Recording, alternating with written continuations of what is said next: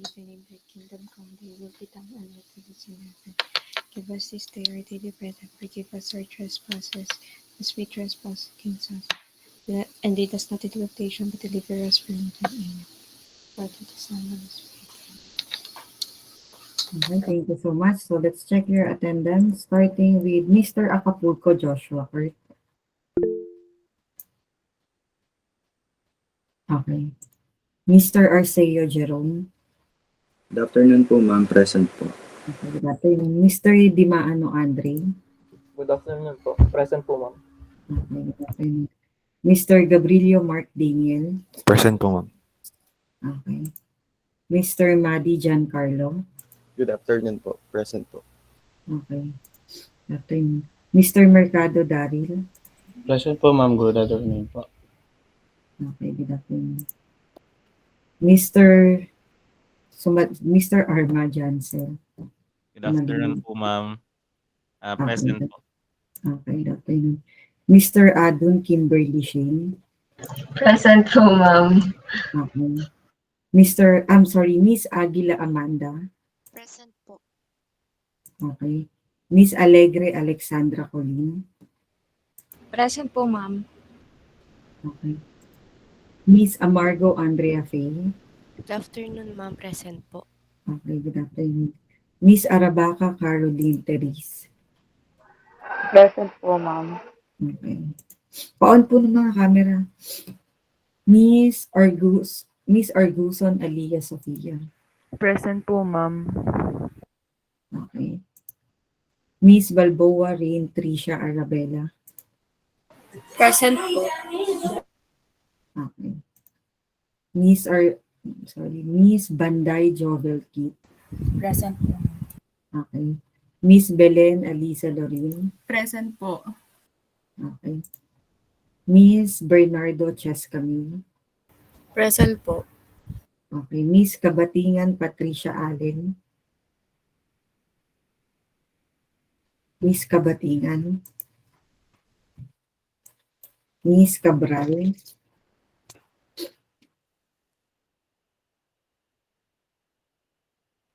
Miss Cabral. Cabral Alina Ray. Okay. Miss Cardena Zarina Joy. Present po. Okay. Miss Castro Julia Christine. Good afternoon po, ma'am. Present po. Okay, good afternoon. Miss Kayobit Alexandra May. Okay. Miss Cruz Kelly Shane. Present po, ma'am. Good afternoon po. Okay, good afternoon. Miss Dakpanov Leslie. Present po. Good afternoon po. Okay, good afternoon. Miss Del Mundo Micaela. Present po. Good afternoon po. Okay, good afternoon. So, Miss Evaristo is here. Miss Guntang John Eloisa. Present po. Good afternoon po. Okay, good afternoon. Miss Lopez Janela Marie. Present po, ma'am. Good afternoon po. Okay, good afternoon. Miss Madera Andrea Nicole. Present po, ma'am. Good afternoon po. Okay, good afternoon. Miss Malimban Jasmine Ann. Present po. Good afternoon po. Okay, good afternoon. Miss Mangawang Lorian Jane. Present po, ma'am. Good afternoon po. Okay, good afternoon. Miss Napa. Mangawang. Present po, Miss Napa Leona Nicole. Present po, ma'am. Miss Nava Jana Patricia. Present po. Okay, Miss Peras Lila Kay. Present po, ma'am. Leila po. Leila, okay. Miss Planto Ann Margaret. Present po, ma'am. Okay. Miss Salcedo Emma Teresa. Present po, ma'am. Okay. Miss Salonga Neralen. Present po, ma'am. Good afternoon po. Okay, good afternoon.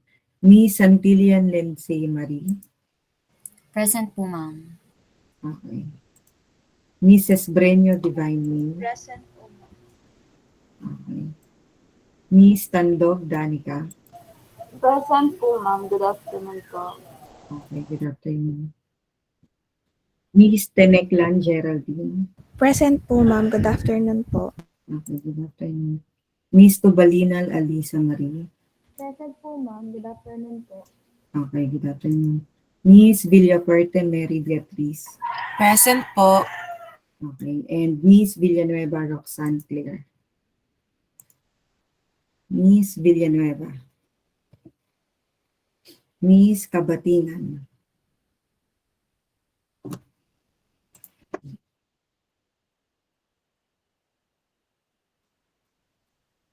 Okay. Wait.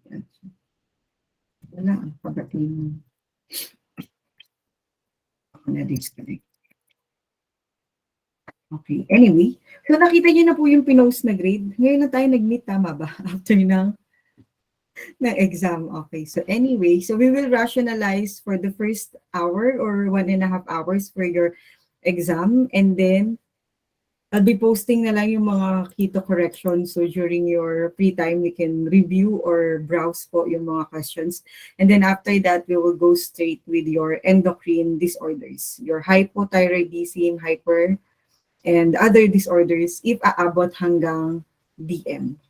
Okay po. So nakita niyo na po yung mga, parang ngayon ata, pwede niyo na ma-access yung grades niyo sa AIMS. March 15, if I'm not mistaken, yes, yung nasa announcement sa amin na pwede niyo na ma-access yung inyong mga grades. So try niyo na pong i-access, or if nakita niyo naman na yung pinost ko po sa Brightspace, which is binura ko na rin, dahil nga magre-release na ng grades ngayon sa AIMS. So same lang din naman po yun. Yun na yung naka-encode sa inyo AIMS. Again, dinownload ko na lang po siya from AIMS. And then I uploaded sa inyong Brightspace account. Okay, mukhang wala naman kayong violent reactions regarding sa inyong grades. May bumagsak ba sa inyo? Parang wala naman, ano? Okay, so congratulations for that one. So i-maintain nyo na lang na hindi bababa for your midterm and finals, or kung kaya pa naman, pwede namang ipataasin nyo pa yung grades nyo. Pero kung hindi na kaya, is okay lang din naman. Malaga pasa. Okay po? Or depende rin naman sa inyo. Pag ako, okay na yun, basta pasado. Anyway, so we will continue na po. If nakita nyo rin ba, nag-post na, in-schedule ko lang, in your, sa Brightspace account, you have your pairing again for your concept map, which will start ng week 10. I think that's next week. Basta pag natapos na tayo sa inyong endocrine disorders, we will go straight na po with your neurological or sa nervous system disorders po natin. And then yung pairing nyo is, shuffle ko lang para maiba naman. Kasi pag alphabetical, kung ano yung partner nyo last time, yun ulit yung magiging partners po ninyo. No need na to submit your study guide. Just submit nyo lang po again yung inyong concept map. Okay, so kung kailan kayo magpe-present, tsaka nyo na lang po siya i-submit. Or after nyo mag-present, once na na-revise, tsaka nyo na lang po siya i-submit. Okay po. So wala namang, again, wala nang deadline ng 1 week prior. Hindi rin naman kasi na nagagawa ninyo lahat. So kung kailan na lang po kayo magpe-present, tsaka nyo na lang po i-submit. Siguro mga 1 hour to 2 hours prior ng inyong presentation. And then again, if may mga correction, you just have to revise your concept map and then submit lang ulit dun sa G Drive. Lalagyan ko na lang ng additional folder, pero same link lang ng G Drive na gagamitin po natin para mabilis nyo na lang siyang ilagay. Okay po, so yun lang naman ang inyong requirements for your MS2. And then po, so check nyo na lang yung mga exact dates kung kailan kayo magpe-present. May week na naman na nakalagay doon. Again, kayo na bahala mag-check kung anong specific date po yung matatapatan ng week 10 and so on. Okay po. So let's proceed now with your rationalization for your exam. Maybe we'll just do it ng 1 hour and 30 minutes or 1 hour maximum. Then we'll go straight now with meron pa pala yung liver, yung activity ninyo, and then we will go with your discussion ng, bakit ito yung, this one.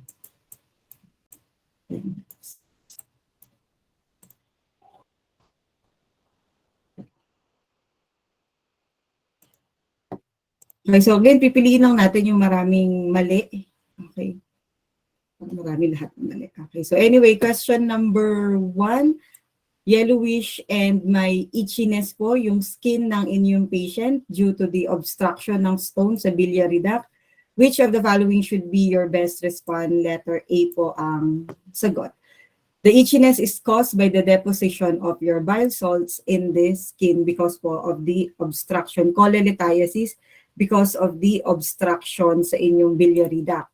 Process of elimination, you have to cross out first your letter D because wala naman pong naka-indicate sa sa question na gumamit tayo ng any form of latex, like for example, blobs or any tubes na in-insert sa patient ninyo na made of latex. So, buti naman walang sumagot nito.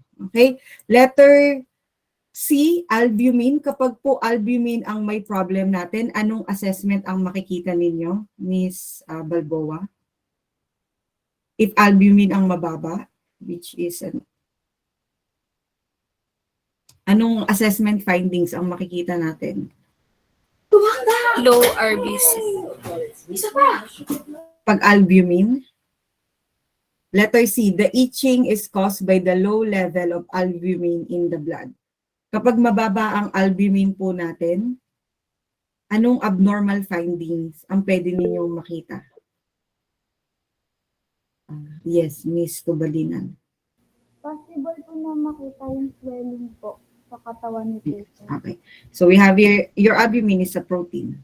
So pwede po tayong magkaroon ng leakage ng fluid. That's why pwedeng edema. Edema dapat ang makikita natin or swelling po kapag albumin. Okay, and then itching is caused by the release of calcium into the skin. No, hindi naman po siya nangyayari. Hypocalcemia lamang po tayo or hypercalcemia nasa bloodstream. So letter A is the correct answer. This one is not bad. 14 po lahat. Again, chronic cholecystitis, inflammation of your gallbladder. And since possible na magkaroon po ng obstruction, hindi properly na-absorb ang bile papunta sa inyong bloodstream. So if hindi po enough ang bile to digest, for example, the fats, saan siya napupunta? Na-excrete po siya sa pupo or sa stool ng inyong patient. Kaya po you have your clay-colored stools and your dark amber skin. Positive Robsing sign, saan natin nakikita to? Miss Geraldine.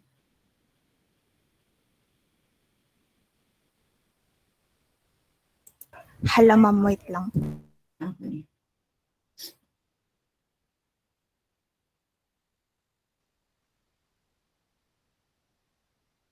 Sasakit ang right lower quadrant ng abdominal pain nyo kapag nagpalpate kayo sa left.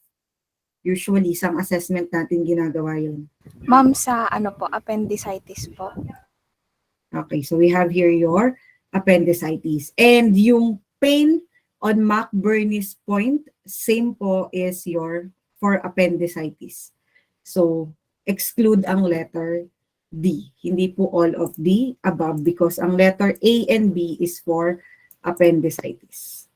Okay, so clay ang colored ng stool because of the bile. The same goes po with your dark amber urine. Masyadong concentrated because of the bile. So marami naman tama po dito. Dito po, if hindi alam, ano yung mga enzymes, for example, for your pancreas, hindi pwedeng hindi alam. Okay, dapat po alam niyo because this one is very objective. Total bilirubin, again, that's for your chole. Yellowish, jaundice ang makikita ninyo sa inyong patient. Ang pagpipilian lang po sa process of elimination is your pancreatic enzymes, which is your lipase and your amylase. Lipase is normal, so hindi po siya tamang sagot. Kung may pancreatitis ka, hindi dapat normal ang iyong pancreatic enzymes. Dapat po mataas. Lipase here is normal, and then your amylase po, which is 625 international units per liter po is elevated. So letter C is the correct answer here. Wala naman tayong problema dito. Tama naman po. Low-fat diet with small frequent meals. Bakit po low fat na ang ibibigay natin kay patient? Post-cholecystectomy. Miss Arguson.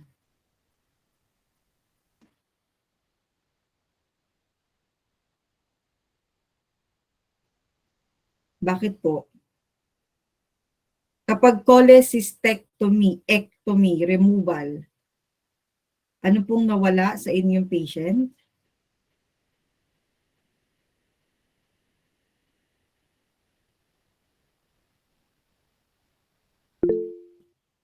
Yes, Ma'am Villapuerte. Ma'am, sa cholecystectomy po kasi, ang tinatanggal po is yung gallbladder, which ang purpose po ng gallbladder is mag-breakdown po ng fats. Kaya po, dahil since tinanggal na po yung gallbladder niya, ang dapat po na diet niya is low fat na lang kasi enable na po siyang mag-breakdown ng fat. Okay, good. So letter A is the correct answer.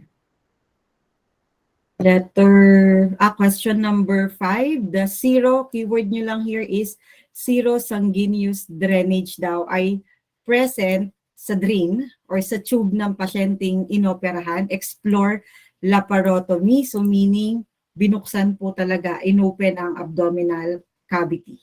Okay po, explore lap, X-lap, ang tawag natin dyan. So which of the following is the priority? Again, lahat ng choices tama.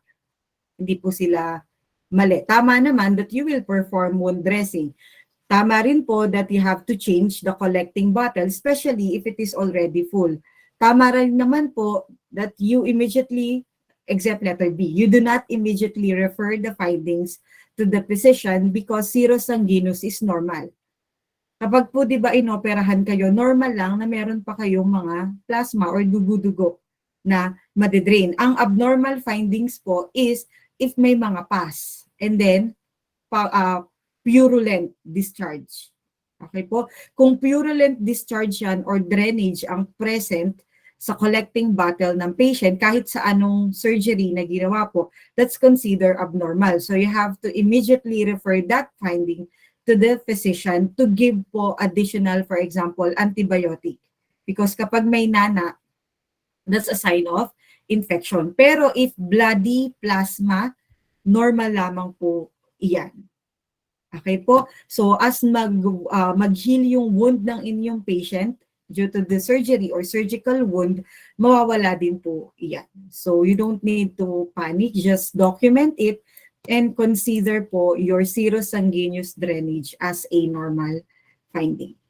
Okay, so uunahin niyo po itong gawin. You don't need to perform wound dressing because again, this one is expected. And wala naman akong sinabi po dito na wag yun nang ipa-complicate yung sarili niyo. Wala naman akong sinabi dyan na umaapaw, fully soaked na yung dressing or whatsoever.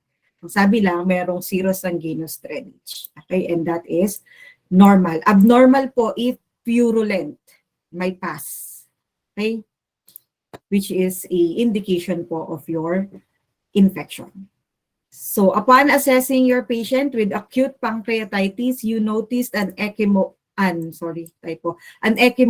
around the flank area. Remember po your gray turners and your Callen signs.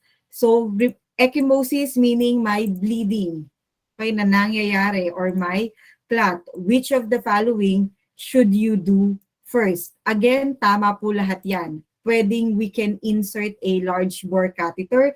We can notify the OR nurse for exploration. Bakit ano kayang cause ng bleeding? We can also place the patient in prone position since painful at the same time. Or we can insert or perform insertion of your NGT. Since if ever may bleeding or whatsoever secretions po sa gastric ng inyong patient, we can remove it. But again, the question here is, una nyong gagawin. Why letter A? Mr. Gabrilio. Bakit po letter A?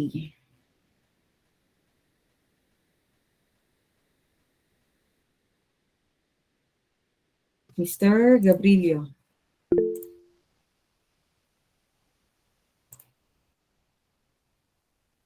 Nasaan si Mr. Gabrilio?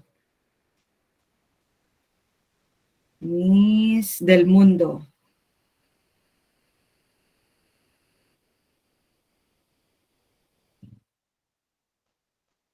Miss Del Mundo. Ay, absent ko kayo ha.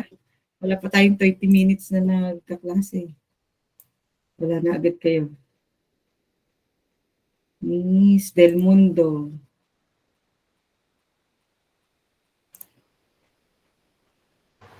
Para po sa mga unstable patient, need po nila yung large volume ng Sorry, again? IV catheter. Bakit po 2 large bore catheter?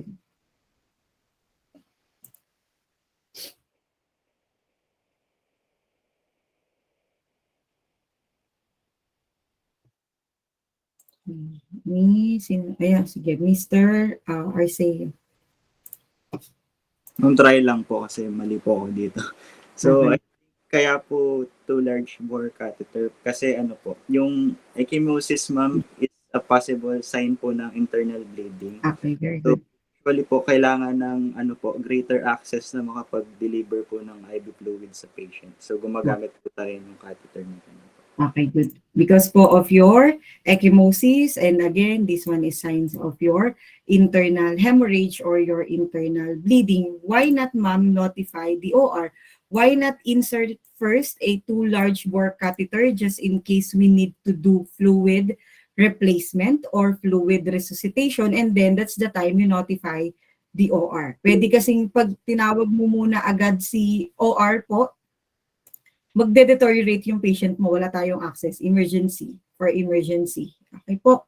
So same goes with the insertion of NGT, hindi kailangang i-prioritize. If meron ka ng internal bleeding. Okay, and then place the patient, hindi rin kailangan prioritize yung pain ni patient if ever may pain for now. Okay, ang gusto po natin gawin is mag-replace ng fluids kasi pwedeng mag-hypovolemic shock si patient. So maglagay ka muna ng emergency line or access bago ka gumawa ng kung anik-anik. Bago ka mag-notify sa OR if we need to, for example, do surgery, any form of ligation to control the bleeding. Okay, so letter A is the correct answer. Number 7, which nursing intervention will best to reduce the discomfort of client diagnosed with your acute pancreatitis? Why po hindi letter C? Anong mali sa letter C?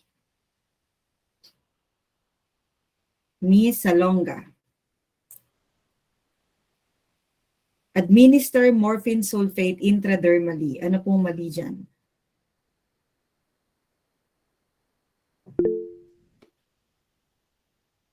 Yes, sir. Mr. Acapulco. Ma'am, try lang po. Kasi since yung morphine po is type po siya ng painkiller. So, bale, pag in-administer po natin siya sa patient na may acute pancreatitis, parang, kumbaga, magsasubside na lang po yung pain. Tapos, hindi po natin malalaman yung, kunyari, yung status po ng pancreatitis, kung pumutok na po ba siya or hindi pa po. Ano po, ma'am. Okay, good. So, we can consider that kasi pwedeng i-mask yung pain ni patient. Aside po from that, ano pang mali? Miss Balboa. Instead po, intradermal route yung gagawin. Kailangan po intravenous. Okay, good. So, dapat po intravenously ibibigay ninyo.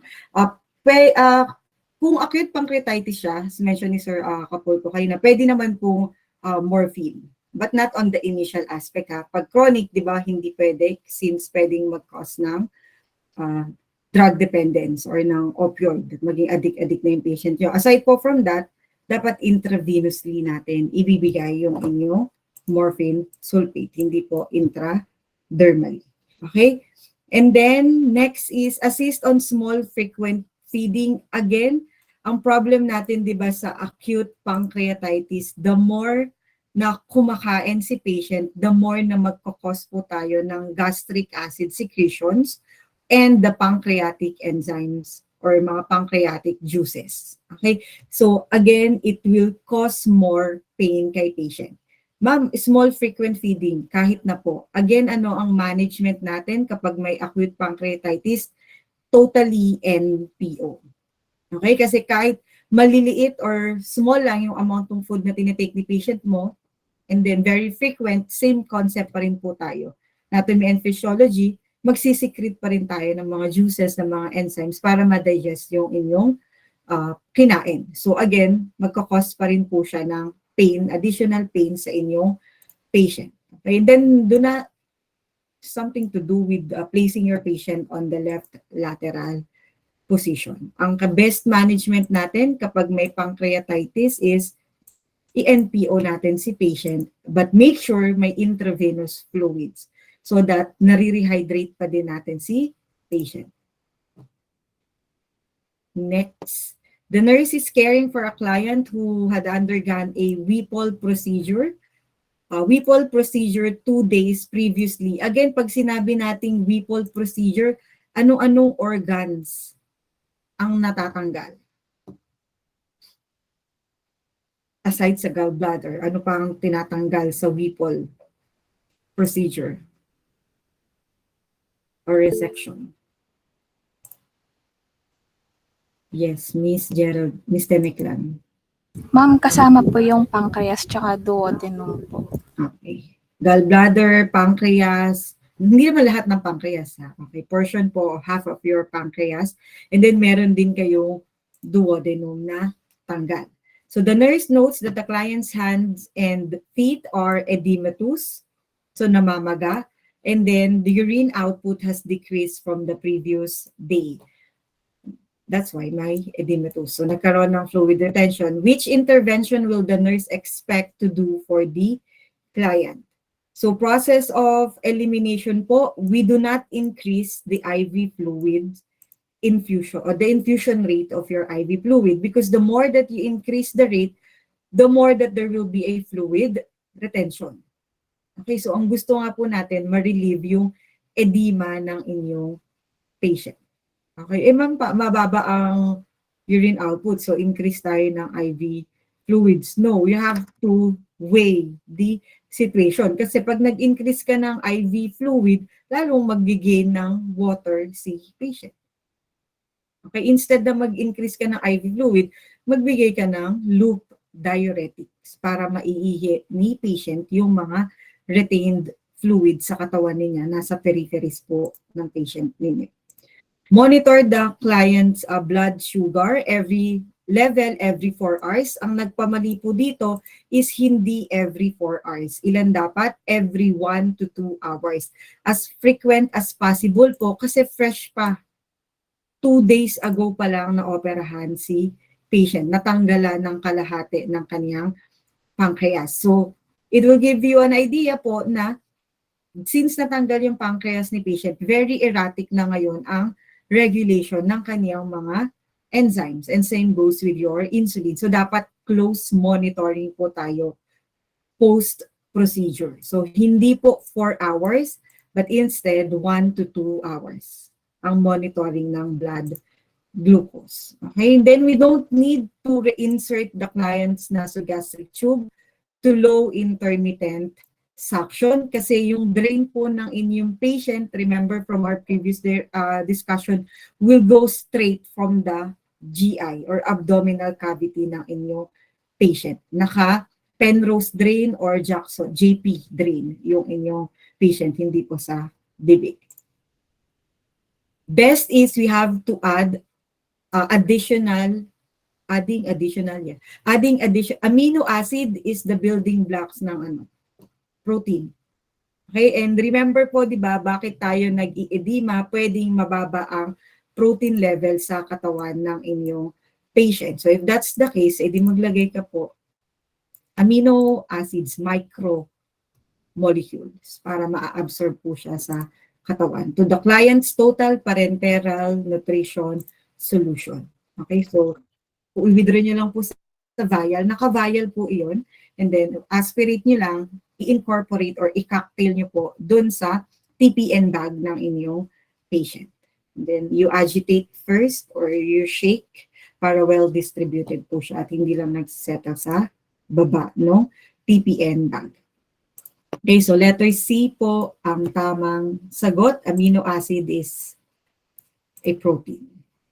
Okay, and again, kailangan natin po ng protein to relieve the swelling or the edema ng inyong patient.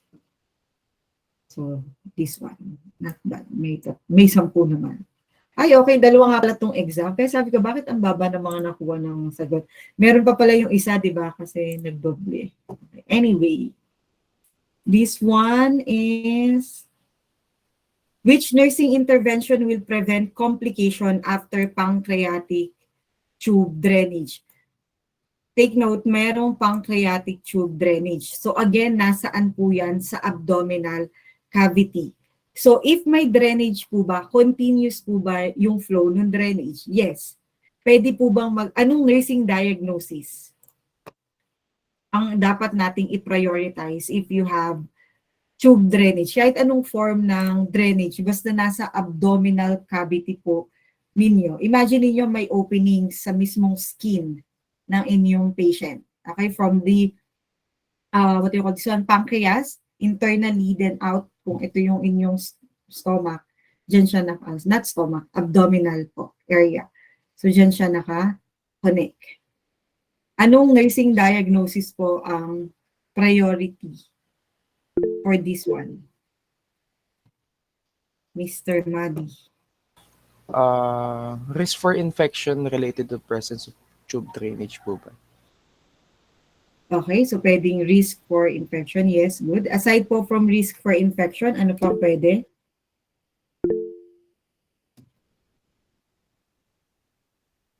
Miss Dakpano.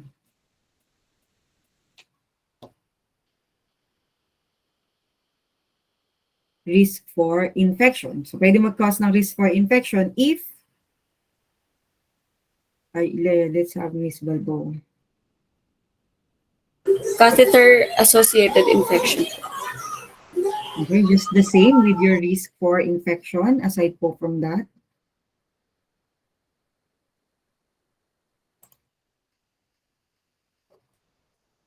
Miss Evaristo.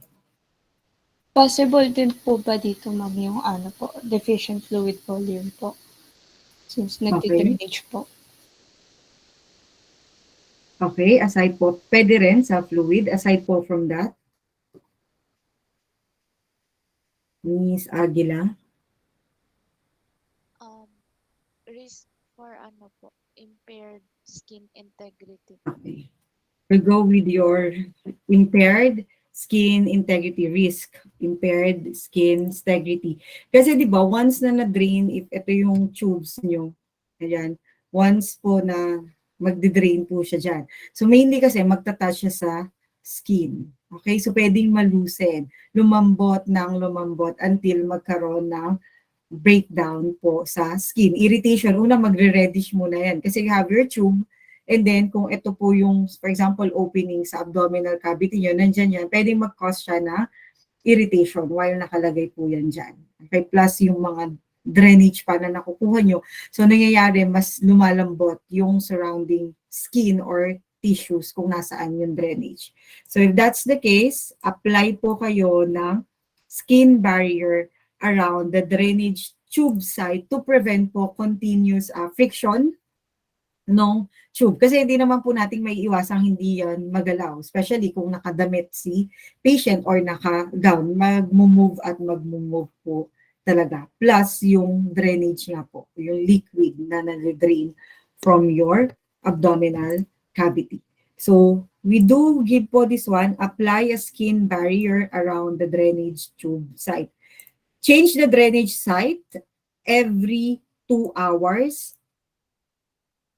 Change the drainage, yes, every 2 hours. This one is very frequent. Hindi naman po yan maglalabas ng libu-libong water. Okay, or ng drain. Usually, mga 100 ml lang po yan or 200 ml. So, if ang inyong lalagyan, not enough po pwede po siya every shift ninyo i-drain. Okay, every shift siya dinidrain. And then, positioning the client in a right side lying position. No, prevent complication. So, hindi rin. Kahit kapag ba nilagay mo siya on a left side position, mape-prevent ang infection? Hindi. Mape-prevent ba ang Impaired skin integrity, hindi rin. Mape-prevent ba ang fluid volume deficit? Hindi din. Okay, but will it promote comfort? Yes, but that's not a complication po. We're looking po for the preventing complication. Change the drainage every 2 hours, then again, hindi rin. Or pagpalagay na po natin, ma'am, papalitan po every 2 hours. Pag pinalitan mo every 2 hours, mape-prevent mo ang infection? No. Okay, mape-prevent mo ang fluid volume deficit? No. Okay. Next is irrigating the drain tube with 30 ml of sterile normal saline solution. No, we don't need po to irrigate the drainage. Kasi continuously naman po, magde-drain at magde-drain talaga siya. Especially if inflame pa po yung sugat. Okay, so letter B is the correct answer. Number 10, end-stage cirrhosis develops severe vomiting. That you should refer this patient as it is an indication. There's no other answer but your bleeding esophageal varices. Meaning po, nag-ruptured na yung esophageal varices ng inyong patient. Bakit nagkakaroon ng esophageal varices kapag may end-stage liver cirrhosis? Due to your portal hypertension. So the more na mag-increase ang pressure, okay, magba-backflow po siya papunta sa inyong esophagus, pwede siyang mag-bleed. That's why patient ninyo is suka ng suka. Decrease excretion, no, of your bilirubin, hindi po. Biliary obstruction, no. Possible, but not always the case since this one is for end-stage liver, not for all. Okay, and then definitely hindi po siya respiratory distress kasi vomiting. So GI ang problem po natin. Okay? Develop patient with end stage, okay, develop. Pero kung sinabing possible complication due to severe vomiting, pwede nating indicate ang respiratory distress if may aspiration. Okay, but again, hindi naman po siya indicated sa questions. Okay, so 11, yes, ascites or ascites. So we have here your albumin. Okay. So portal systemic encephalopathy, which of the following assessments shows that your patient with liver cirrhosis is experiencing portal systemic encephalopathy? Bakit po hindi letter C? Dapat po kasi may alteration with the level of consciousness or mental status. GCS-14 is normal. Okay, though, pwede tayong makakita ng ascites and ng asterexis or hand flipping, pero GCS-14 po ang inyong patient. Again, this one is normal. Hypertension, GCS-15, again, normal GCS-15. So letter, not this one, letter A po ang tamang sagot. May GI bleeding, may altered mental status, and your confusion. If GCS-15 yan, walang alteration. Okay, with the mental status. Same goes if it is GCS-14. And ang problem natin is encephalopathy sa brain mismo. So, alteration of mental status, ang common abnormal findings na makikita ninyo sa inyong mga pasyente. Next. While completing your pre-operative instructions to your patient for liver transplant, he stated that he is scared that the procedure will not work. Therapeutic communication, bakit po hindi letter A?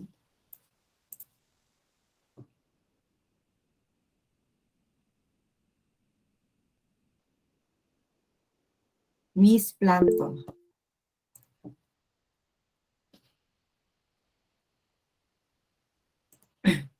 Yes, Miss Nava.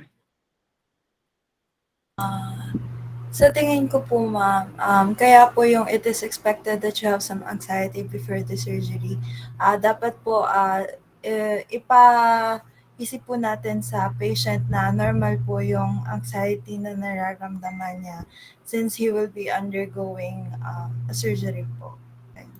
Okay, valid yung feelings nila and then we have to acknowledge. Okay, na normal po yung nararamdaman niya. And then we can do or provide any health education po to fill in the gaps. Bakit ba siya may anxiety?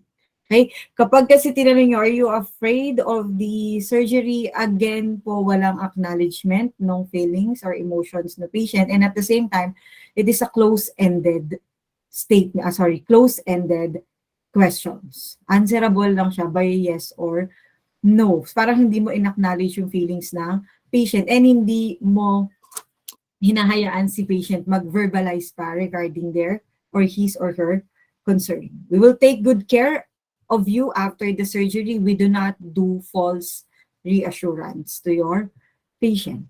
Okay? And then letter D, do you want me to call the physician and ask that a visit be made? Again, not acknowledging po yung concern ng inyong patient. So letter B is the correct answer. It's expected that they have some anxiety before the surgery. Kapag tinawag niyo yung physician, this one kasi is parang wala kang ginawang intervention. Ipinasa mo na agad kay doc. Okay po? So walang nursing intervention man lang na ginawa. Question 14, what medication does the nurse prepare to administer for the client who is experiencing transplant rejection? So for this one po, anti-inflammatory, methylprednisolone or your corticosteroids ang kailangang ibigay po natin for your patient. Okay? So para rin hindi siya magkaroon ng any form ng fever or pamamanas yung inyong patient. And mag-inflame lalo po yung liver na ibinigay or na-receive ng inyong patient. Azithromycin, is azithromycin an antibiotic or antiviral? Ano ang azithromycin ninyo? Antibiotic or antiviral?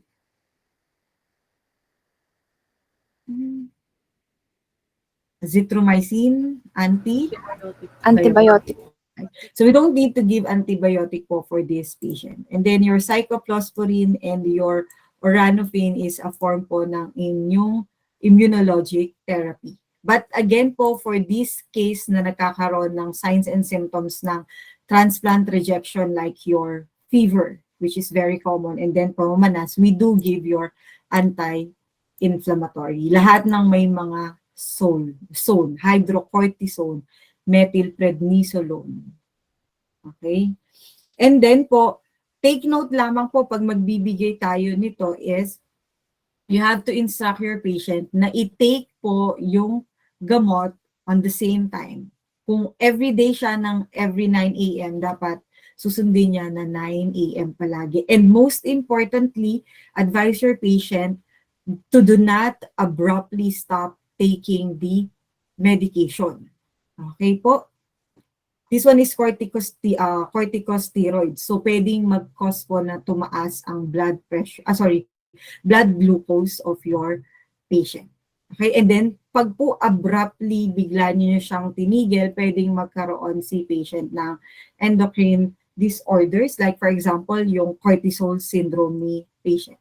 So, ang gagawin po dito is you have to taper down. So, if ang unang dose, for example lang hypothetical, ang binigay na dose is 250 or 500, 250. Okay, for example. So, iti-taper down po yan. So, kung from 250, magiging 150, 100 until po mag-stop. Okay, hindi po siya kung naka 250 and then good for example, 6 months, though lifetime naman po siya. Hypothetical lamang po, advice ni doctor. Hindi po siya from 250, abruptly i-stop ng 250. You have to taper down po the dosage. Okay? So letter A is the correct answer.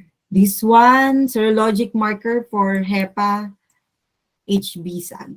Okay, HEPA B serum antigen. ang ating ibibigay kay, or ang monitor kay patient. Okay? Next, bakit po letter A? The patient is jaundice and admitted as she is suspected of contracting hepatitis B on its icteric phase. How many phases do we have? Tatlo, di ba? Phase 2 or stage 2 phase, not stage. Phase 2 ang icteric. Ano po ang phase 1? Starts with letter P. Pre-ecteric po. Sorry, sir. Ang pre-ecteric. Pre-icteric or your prodromal phase. And then you have here your icteric phase and your convalescent phase. Pagaling na si patient. So if icteric phase pa active, okay, flare up yung signs and symptoms, andito rin po yung may hepatomegaly. At times, pwedeng pati yung spleen lumalaki. So ang best management po for this one is your bed rest. Okay? Active po, flare up ang signs and symptoms. Kung may hepatomegaly ka, may icteric, so pangangati rin, at the same time, your jaundice, pwede po at risk yung patient nyo for fatigue. Okay? Kasi active yung disease process. Medicating the client with PRN, meto, to relieve nausea. Anong phase po iyan? Ang nausea and vomiting, prodromal phase. Okay, so again, nasa icteric tayo. Placing the client on a clear liquid diet to reduce the workload of the liver is prodromal at the same time. If may nausea. Assisting the client with ambulation to prevent thrombus formation is your convalescent stage. Okay, so pwede na makapaglakad. Somehow, bawi na ni patient ang kanyang energy. So, lakad-lakad to prevent po any thrombus formation. Kasi pwedeng mag-cause po siya for stroke. If nag-travel, punta sa brain or heart attack, if sa heart pumunta. Okay? Or sa lungs, you have your respiratory distress. So, letter A po is the correct answer. Chronic persistence, chronic na po tayo. So, usually asymptomatic kasi nasanay na yung katawan mo with the signs and symptoms, so nakapag-adjust na po siya. Dito, but kapag kumain ka ba ng hilaw na shellfish, pwede kang magkaroon ng HIV? Sorry, HIV, ng hepatitis B. Paano natin natatransmit ang hepatitis B? Di ba dapat po may sexual contact, direct contact, kung pagkain ng cause ng HEPA, that's hepatitis A. Okay po, pero kung hepatitis B, B for blood. Okay, dapat may body fluids ni contact. And that's your letter A. A college student who has had several or multi-sexual partners. A woman who takes acetaminophen daily for headaches, no. Pwedeng makuha niya is gastritis. Okay, erosion ng inyong gastric lining. A businessman who travels frequently, again, no, not an indication po for your hepatitis B. Unless nakalagay dyan, a businessman who travels frequently and then kumakain kung saan, again, hepatitis A pa rin. Hindi pa rin po siya B. Okay, so letter definitely, hindi po siya letter D. Hindi dahil kumain siya ng hilaw na shellfish. Okay? Bakit? Bakit hindi limit fluid intake? Anyone? Concept ng fluid and electrolytes nyo. Sodium attracts water. Okay po. So kahit ilimit mo pa yung fluid intake ng inyong patient, kung kain naman ng kain ng maalat, maraming preservatives, yung mga condiments na toyo and whatsoever na pagkain, mataas ang sodium content, baliwala lang din po yan kahit hindi ka uminom ng tubig. So dito tayo sa low sodium diet because sodium attracts water. So kung i-weigh mo yung magiging effectivity of that specific nursing intervention, mas mapapakinabangan nyo kung yung diet ang ipaprioritize nyo compared with just limiting the fluid intake. Pwede ka naman kumain ng maaalat na hindi ka umiinom. Di ba po? So letter A pa rin po tayo. Okay? If you will, it is correct that if your patient has an ascites or ascites, we need to monitor the abdominal girth daily so that we have a baseline data if nagde-deteriorate or nag-i-increase pa yung fluid accumulation. But kapag ba kinuha mo, sinukat mo yung abdominal girth ng inyong patient, makokontrol mo yung pagdami ng fluid? No. Okay, pero malalaman mo lang kung nag-i-increase ba yung accumulation ng fluid pero hindi mo siya makokontrol. That's why mali po ang letter D. So you go with letter A. Okay, next is we have here your irritable bowel syndrome or your IBS, which is usually po autoimmune. Okay, and ang iniiwasan natin po dito para hindi sumakit yung tiyan or magdumi yung inyong patient is kailangan po hindi magka-cause ng irritation sa lining, okay, sa mucosal lining.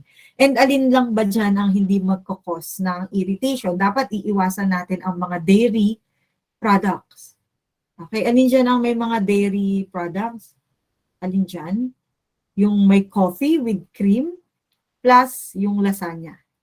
Okay, so i-exclude nyo na po yun. Marami naman nakakuha. Glass of diet cola, may caffeine, nagkakos pa rin po ng irritation. So, letter A, broiled chicken with brown rice. Very safe and healthy. No need for fasting for fecal occult test. So, iwasan natin po ito. Okay, to prevent po false positive na may blood sa pupo ni patient. Liver, definitely we have this one. Lipase and amylase, anong organs?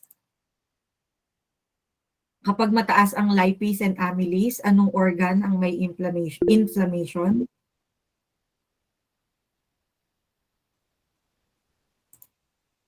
Mr. Dimaano. Pancreas po, ma'am. Okay, good. We have here your pancreas. Kapag creatinine, Miss Cardenas. Kapag creatinine po. Okay, go ahead. Mr. Arma. Kidney po, ma'am. Okay, so we have kidney. Kapag po tayo AST, we have here your liver. May nanigaw pa. Okay, anyway. So fecal impaction, we all know this one. First year pa lang, health assessment pa lang. Fiber ang kailangan ninyo ibigay kay patient. So ayan na. Fiber. Okay? Take 2 teaspoons of which instruction the nurse provide to the client, yes, who developed bowel obstruction due to fecal impaction. Okay? So take 2 teaspoons of castor oil every morning to prevent. Okay? Prevent ang sabi dito, but not to address yung bowel obstruction due to fecal impaction. Okay? We're not asking for a preventive measure. We're asking for a solution right at the moment. So letter B is incorrect. Okay? Take 2, same with this one. Take 2 teaspoons of aluminum hydroxide or ampogel if you become constipated. Again, no. Avoid nothing to do po with your carbonated drink. So dito tayo sa fiber supplements.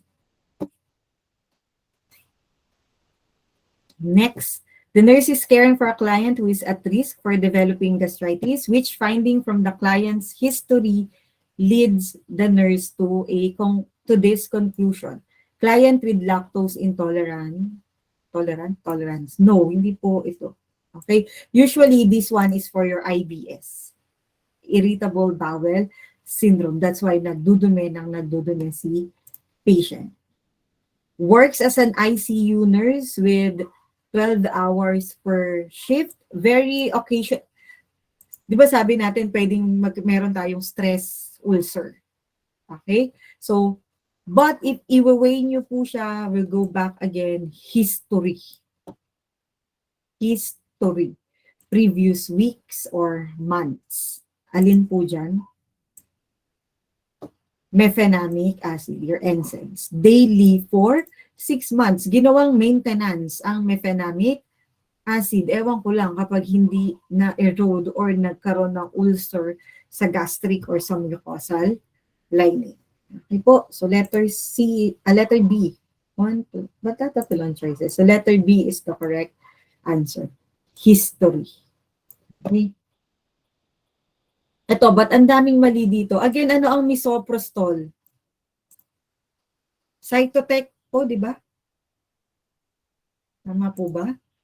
Discussion natin, last meeting, this one is your cytotec. And kapag ang misoprostol po or cytotec is teratogenic. Okay po? Teratogenic. Kapag sinabi nating teratogenic, pwede po siyang mag-cause ng direct problem with the baby. So pwedeng kapag buntis ka, for example, you're taking this medication and then hindi mo alam buntis ka, pwedeng maagas or magkaroon ng abortion or miscarriage si patient. So ang priority instruction for this patient is kailangan po may birth control kasi nga teratogenic. Okay? Ma'am, magkakos din po siya ng gastrointestinal disturbances. Yes, but compared with abortion or maagasan si patient ninyo, mas mahalaga yun. Okay, kaysa sa sumakit lang yung iyong tiyan. So we'll go with letter A, effective birth control. Taken with juice, not necessarily. Okay, hindi naman siya vitamin C. Unless vitamin C, kailangan with juice para increase ang reabsorption. Or iron, kailangan with juice siya. Okay? Taken with, as I mentioned, taken with meals, pwede po kasi nagkakos siya ng gastrointestinal disturbances like your nausea and vomiting. But again, you have to weigh. Alin dyan ang mas magri-risk or magkakos ng mas malaking problem?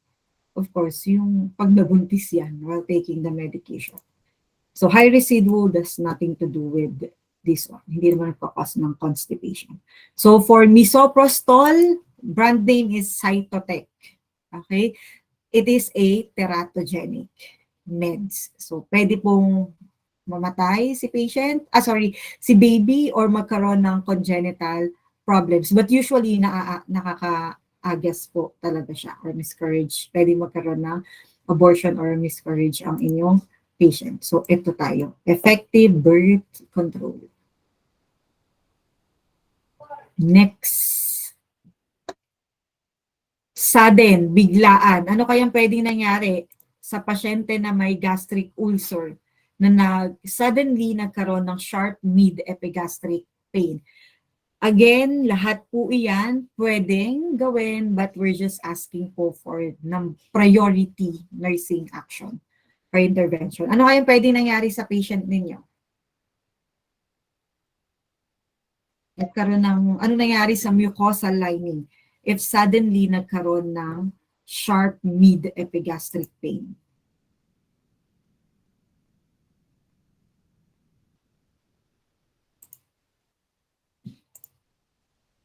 Miss Guntang.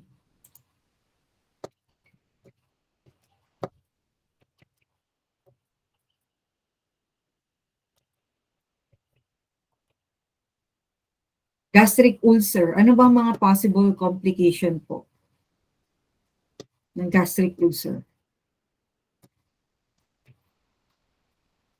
Again, as mentioned ni Mr. Acapulco kanina, we don't give morphine as a priority. Kasi pwedeng mag-mask niya yung pain na nararamdaman ni patient. So, letter D is not the correct answer. Pwede po ba nagkaroon ng hemorrhage or ng perforation causing bleeding? Opo. Yes po, ma'am. Okay, so if that's the case, we go with an emergency surgery. We do not give morphine because po, pagkabigay mo niyan, mabilis mag-peak ang morphine kasi opioid yan. Okay po? So mawawala yung pain, i-mask niya. Hindi natin ma-assess ano na yung nararamdaman ng inyong patient. Okay? Pag na-mask na ng pain reliever yung pain. Next is inserting a nasogastric tube to low intermittent suction. Again, no. This one is an emergency case. May perforation na nangyayari sa inyong patient. So, itakbo mo na, i-prepare mo na immediately si patient for emergency surgery. Okay, so if hindi siya naka-double line, i-double line niya. Okay, and then placing the client, nothing to do with placing the client in a knee chest position. Okay, always po ha, kapag emergency case, nag-duty kami last Sunday.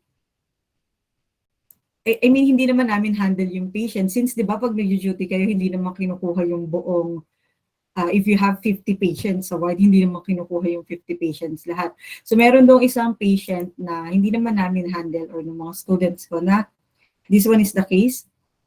Pero, this one nangyari, sudden sharp mid-epigastric pain. So, very good naman, ni-rush nila sa emergency room, sa OR for surgery. Pero pag upon endorsement, napagalitan sila ng doktor.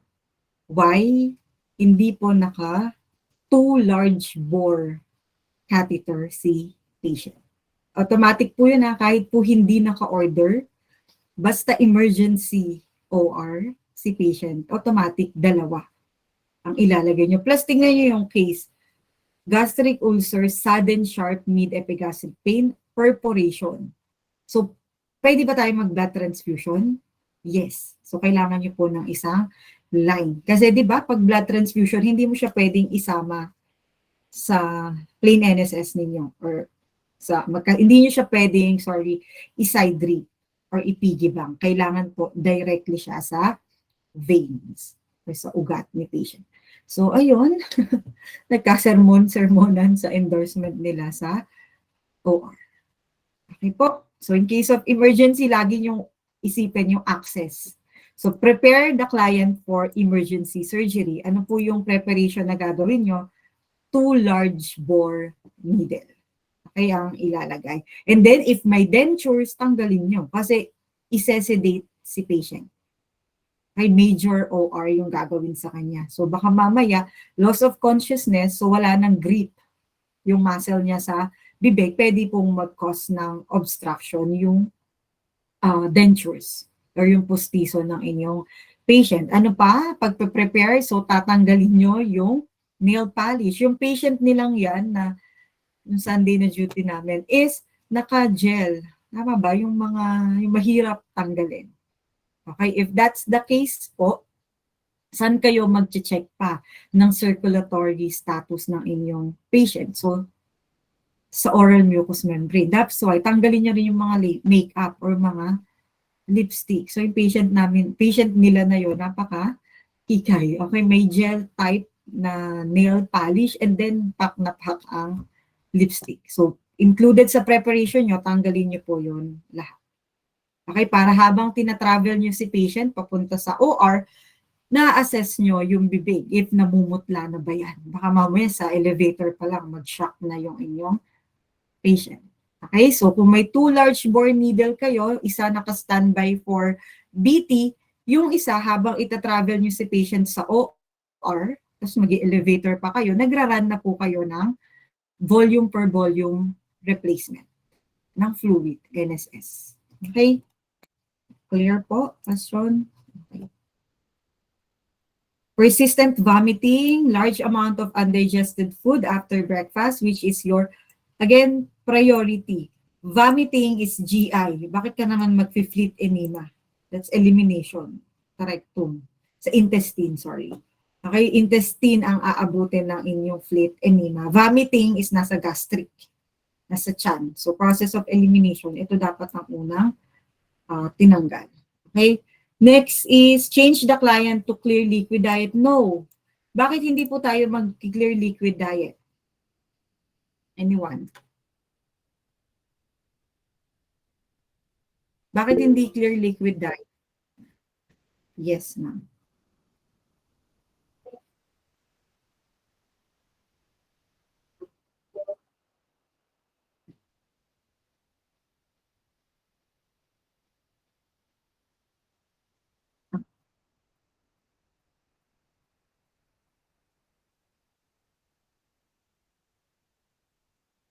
Okay, yes. So, wala din. Or risk for aspiration pa si patient kapag pinainom nyo po ng pinainom ang inyong patient. Okay, so definitely hindi ito. Persistent vomiting. Suka ng suka yung inyong patient, madami, large amount of undigested food after your breakfast. So kapag pinainom mo rin yun ng tubig, ganoon din, susuka ng susuka pa yan. Okay, so risk for aspiration. Okay? And then, we do not administer your prochlorperazine or compazine. This one is anti-schizophrenic. Though meron siyang effects to control the vomiting, but not the not priority po for this specific to peptic ulcer. So what you need to do is this one. Kasi po, risk for aspiration, ayan o, large amount of undigested food. So para matanggal yan, hindi mag-cause ng aspiration, i-suction. Okay po, and then connect mo, suction mo lang. Insert na NGT and then connect mo sa intermittent suction, low intermittent suction. Ang normal kasi na rate ng suction is 120 millimeter per mercury, yung pressure. Okay, iikot niyo lang. Di ba may suctioning na kayo na demo? Okay, so may iniikot po doon. So dapat nasa 80 to 120. Depende kung ano yung nasa manufacturer ng inyong machine. But usually 120 lamang po yun. So dapat mas mababa pa po doon. Okay? Next. Bilret 2. Which vitamin deficiency might cause this? Tatanggalin nyo yung inyong duodenum. So we have here your vitamin B12. At this one, same, marami namang nakakuha. Body mass index. The nurse is caring for a male client with peptic ulcer, which assessment finding indicates to the nurse that the client most likely has an ulcer in the stomach rather than duodenum is you have here the anong normal BMI? Yung 17.6 po ba is Underweight. underweight? Yeah. So we have here your letter A.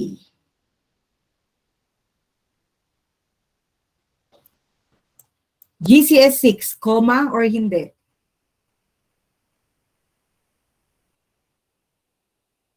Upper GI bleeding, and then GCS 6. Comatose ba yung patient nyo or hindi? GCS 15 is the Unconscious po. yes, unconscious. Unresponsive. Comatose po iyan. GCS 6. Ang comatose is GCS 8 and below. Or sa ibang book 7.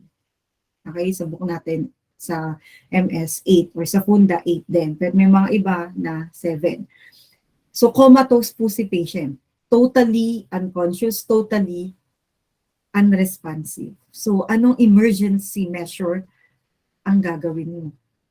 Prepare to intubate yung inyong patient with an with ET tube. Okay, preparing to intubate the client with an ET tube, GCS 6. Comatose, totally unresponsive, and unconscious ang inyong patient. Okay? Inserting a 20 gauge node, this one, priority natin ngayon ang consciousness ng inyong patient. Okay po? Airway breathing circulation. What will the nurse prepare to do for the client who just arrives in the emergency room due to epigastric pain with emesis that is look like a coffee ground? Kapag coffee grounds po, is it a fresh blood or an old blood? Old blood. Old blood. Old blood po tayo. So, tanongin natin, i-check natin, may history po ba ng upper GI bleeding? Nursing process assessment first. Alin dyan ang assessment? This one. Okay? Sorry. Ito pala. Though assessment din to ha, but you have to check first the stool for occult blood to confirm na meron po talagang bleeding. And then that's the time you do with your history taking. Letter B is an intervention. Letter C is also an intervention. Okay? Ang concept natin, di ba, sa health assessment nyo, you have to validate and verify first yung subjective complaint ng inyong patient. So, check mo yung stool ni patient. Letter A. Next is, which finding leads the nurse to suspect your appendicitis? So, positive or obturator and iliopsoas muscle test. So, kapag inassess niyo po yung abdominal abdominal cavity or abdomen ng inyong patient na naka-flex po, yung legs nagko-contract and nagko-complain ng pain si patient. Letter B is for cole, same with your letter C, and letter D is just a normal abdominal assessment. Okay? Client is complaining of severe abdominal pain associated with anorexia. The assessment finding reveals that the abdomen is, this one is your keyword, rigid. Okay? And look at the temperature, elevated, hyperthermic ang patient. Which of the following is suspected for complication? Is acute cholecystitis a complication? No. It's a disease, di ba? Primary cause po siya. We're looking for a complication. Okay? Next is, of course, kung hindi na talaga alam, i-eliminate ang letter D kasi hindi naman tayo nag-discuss ng ruptured aortic aneurysm. This one is for your cardio sa MS2 ninyo. Okay? Next is exacerbation of ulcerative colitis. If this one is considered as well as an inflammatory bowel syndrome po, di ba? Kung ulcerative colitis po siya, again, anong complaint ng patient? Diarrhea. Dumi ng dumi yung inyong patient. Loose bowel movement. At kapag sinabi nating exacerbation, flare up, not necessarily a complication. Ang pwede lang pong complication dito is perforated gastric ulcer with peritonitis, rigid 38.6 ang temperature. So meaning meron na po talagang infection. Okay, next is exacerbation of your Crohn's disease. Again, another inflammatory bowel disorders po natin, your Crohn's and your ulcerative colitis, which is autoimmune. Okay, yung sarili lang natin ina-attack. That's why nagpo-cause siya lagi ng inflammation. So, alin po ang main or expected assessment findings na makikita ninyo for your patient?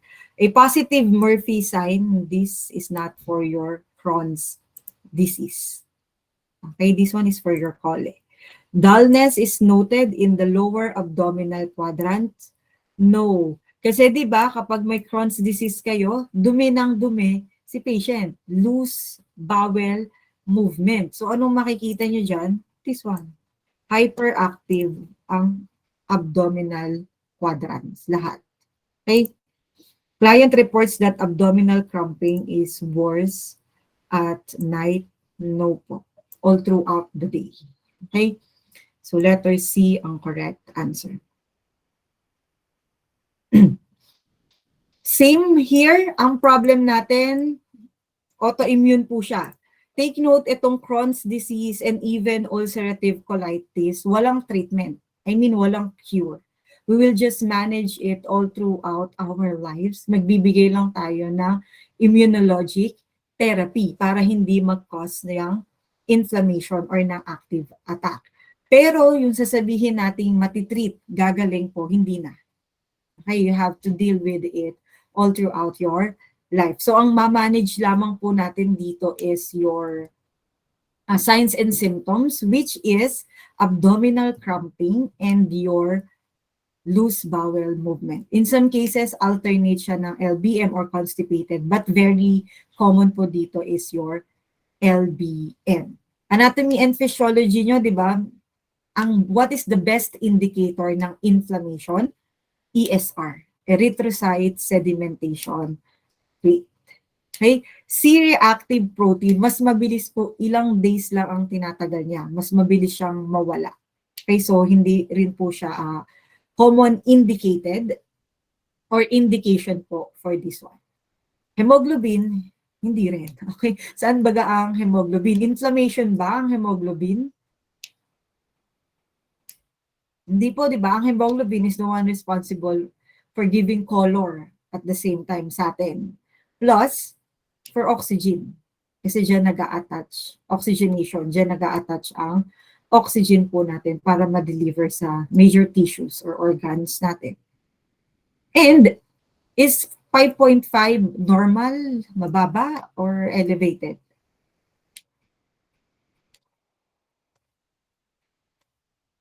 Mababa po ba? Ano po ang 5.5 na potassium? Kung dumi ka ng dumi, ano dapat ang potassium?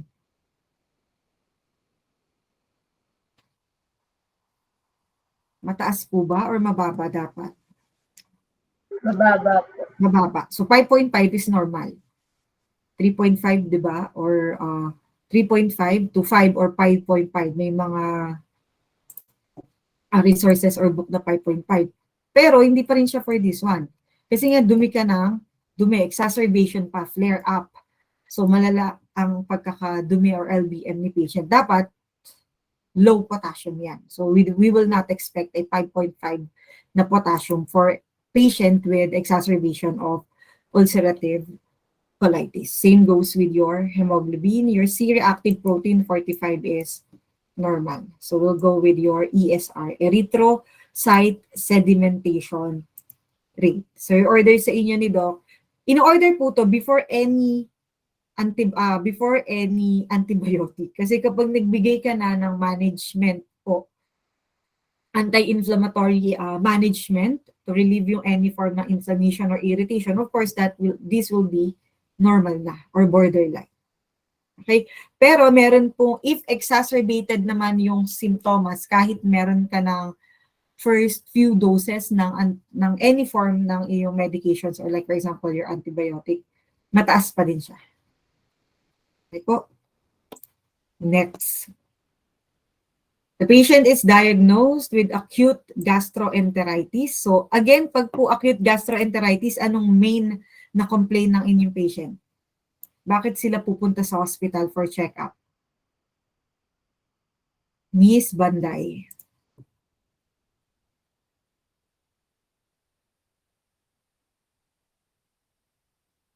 Kapag merong acute gastroenteritis, sabi niya ang na-handle niya palang puro AGE, kaya nilagay ko siya dyan. Yes, Miss Madera. Severe abdominal pain po. Okay, severe abdominal pain or severe diarrhea. Kasi po, ang nangyayari is due to the inflammation, hindi nare-reabsorb ang water sa inyong large intestine. That's why diarrhea ng diarrhea. But hindi na nare-reabsorb, itis, inflame. Okay, due to bacteria. So, dumi ng dumi yung inyong patient. So, which response of the patient shows additional teaching is needed? Kapag ito daw ang sinabi ng inyong pasyente, i-correct mo siya. Itatama mo siya. Kasi mali yung statement niya. So, we're looking for a negative statement. Why letter B? Ang mali. Anyone?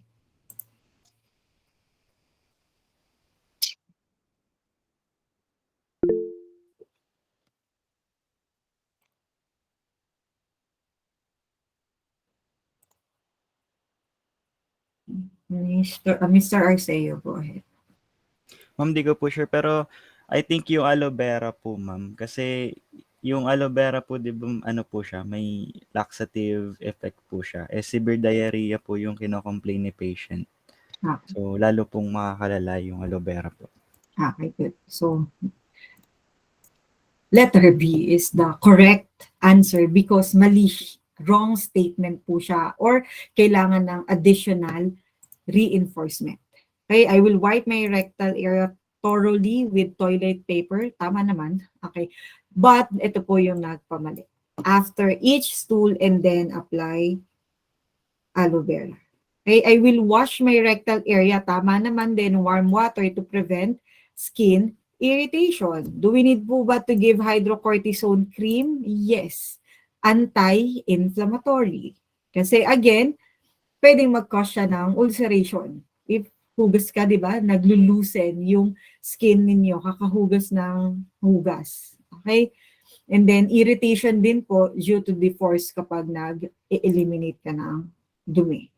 And then, kailangan ba linisin ang rectal with soft cotton washcloth? Yes, kailangan rin po ba, pwede po ba mag-apply ng vitamin A and vitamin D ointment? Yes, to prevent po skin breakdown. Kasi nga, severe diarrhea. Dudumi yan. So may fluid ba na nagtatouch? Yes, yung mismong dumi ng patient niyo na very fluid plus yung kakawash ng wash ni patient, pwede pong mag-decrease yung lining ng inyong surrounding skin or tissues causing ulcerations or mamumula and then it could lead to sugat or ulceration. Okay?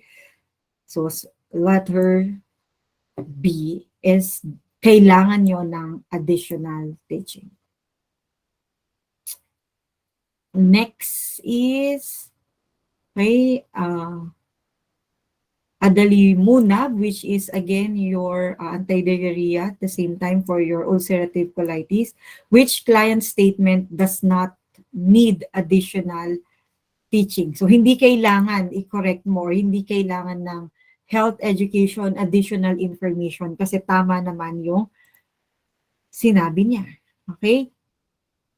I will wash my hands after I play with my cat. Yes, kailangan naman mag-perform ng hand washing. I clean my dog's case every day. Yes, I will get a flu shot every year. Tama rin. And then I will get the chickenpox vaccine this year. Nothing to do with your ulcerative colitis. Okay po, kasi ang ulcerative colitis, again, inflammatory. Okay, autoimmune. So anything na magkakos po na magkaroon ng inflammation or apektuhan ang immune system ng patient mo, pwede kayong magkaroon ng SWAN. Next is, you have here the client is experiencing difficulty of swallowing and has a due medication of your mesalamine pill or for ulcerative colitis, again, mga immunologic therapy, and ask the nurse to crush it. Which of the following is the best response? Cut the pill carefully and administer it to the client. Empty the contents of the capsule and administer it. Inform the physician and suggest for asacol suspension or inform the physician and request an order for Rowasa enemas. So we'll go back here. Ano po ang drug classification ng inyong mesalamine pill or mesalamine? Anyone?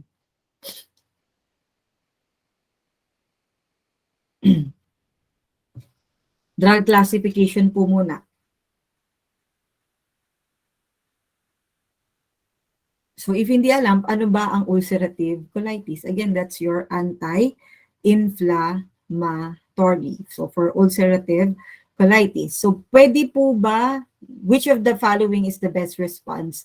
Pwede po ba, anong mga conditions ang hindi pwedeng i-crush ang tablet?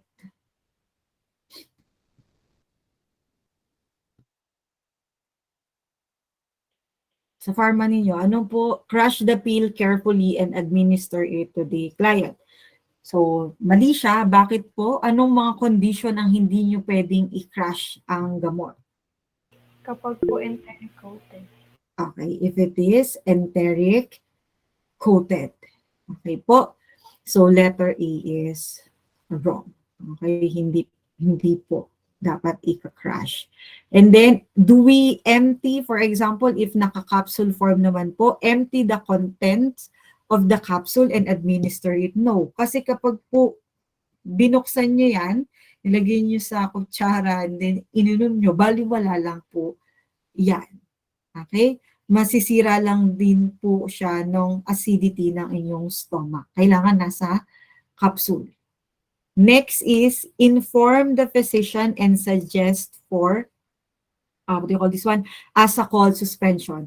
For drug classification, what is your ASACOL? Anong drug classification po?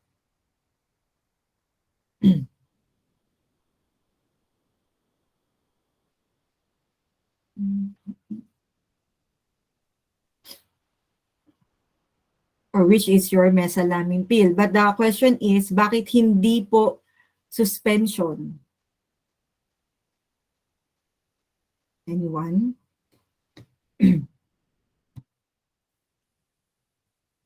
Kasi po ma'am, pwedeng yung may difficulty of swallowing pa rin yung patient po. Okay, good. So letter D is the correct answer. Inform the physician and request an order for the same medication, enema. Okay, padaanin nyo sa rectum. Kasi nga may difficulty of swallowing. Pero kahit may difficulty of swallowing siya, hindi naman natin pwedeng i-crush yung gamot.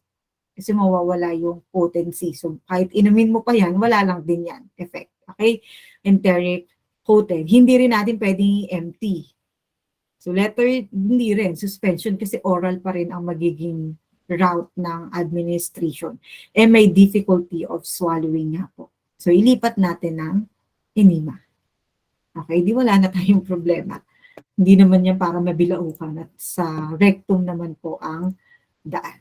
Okay, are we clear po with this one? So yung ganitong type na question, if ever na hindi nyo alam kung ano yung gamot, so wala naman tinatanong tungkol sa gamot, dito tayo sa mismong problema ng inyong patient. Okay po? So nahihirapang uminom, mag-swallow, so hanap tayo ng ibang route na pwede. Okay, for your patient. And this one, letter D is the correct answer. Ulcerative colitis and severe diarrhea, ano ang highest priority ng inyong assessment po? Risk po ba? Though your patient is risk for impaired skin integrity, but if you will compare it with fluid volume deficit, alin dyan ang mas mataas? Fluid volume deficit. So dito tayo sa heart rate and rhythm. Okay, we clear po?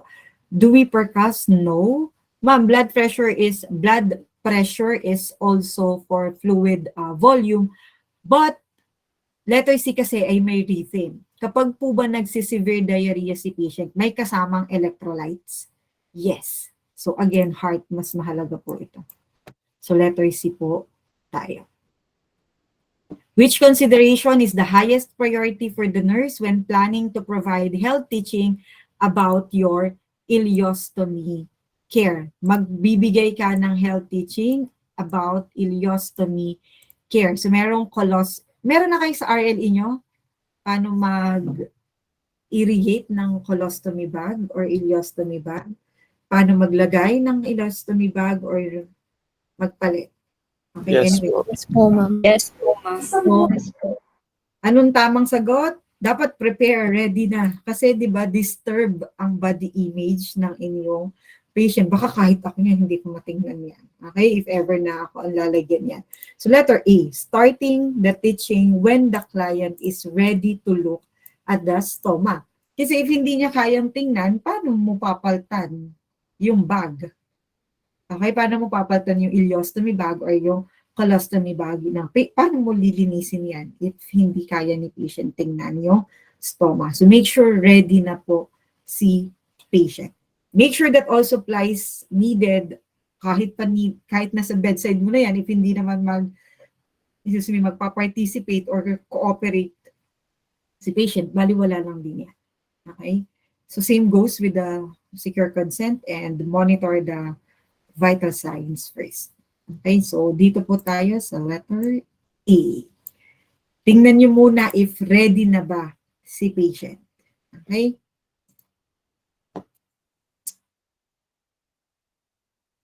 The nurse is caring for a client with Crohn's disease and colonic strictures. Pag sinabi po nating strictures, anong nangyayari? Obstruction ba? Or may obstruction or wala? Strictures. Nag-narrowed ba causing obstruction? Yes.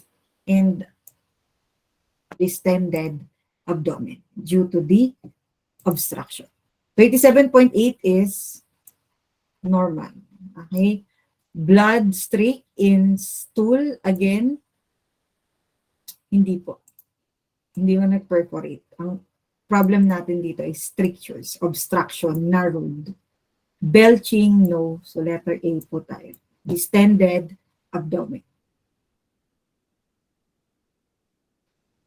Which of the following is the priority nursing intervention if you are caring for a client with Crohn's and develops a fistula?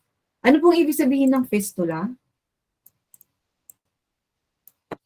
Pag sinabi nating fistula, anong meron na sa pasyente ninyo?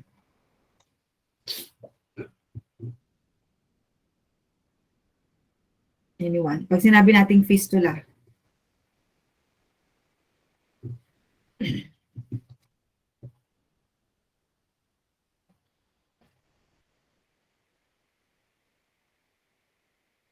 anyone? Pag po sinabi nating fistula, ano na daw? Yes, Miss Balboa. Ano po, ipagko-connect po yung two different body organs or two different blood vessels. So, nagkakaroon ng tunnel.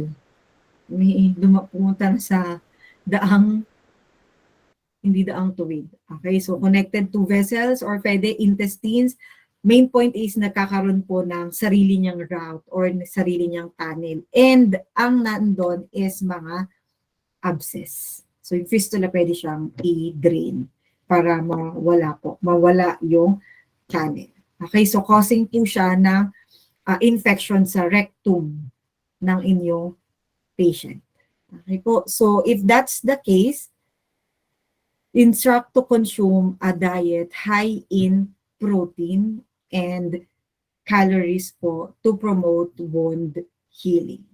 Okay? We do not immediately, as mentioned, pwede siyang i-drain, but again, that's not the priority nursing intervention. Draining the fistula is done by the physician.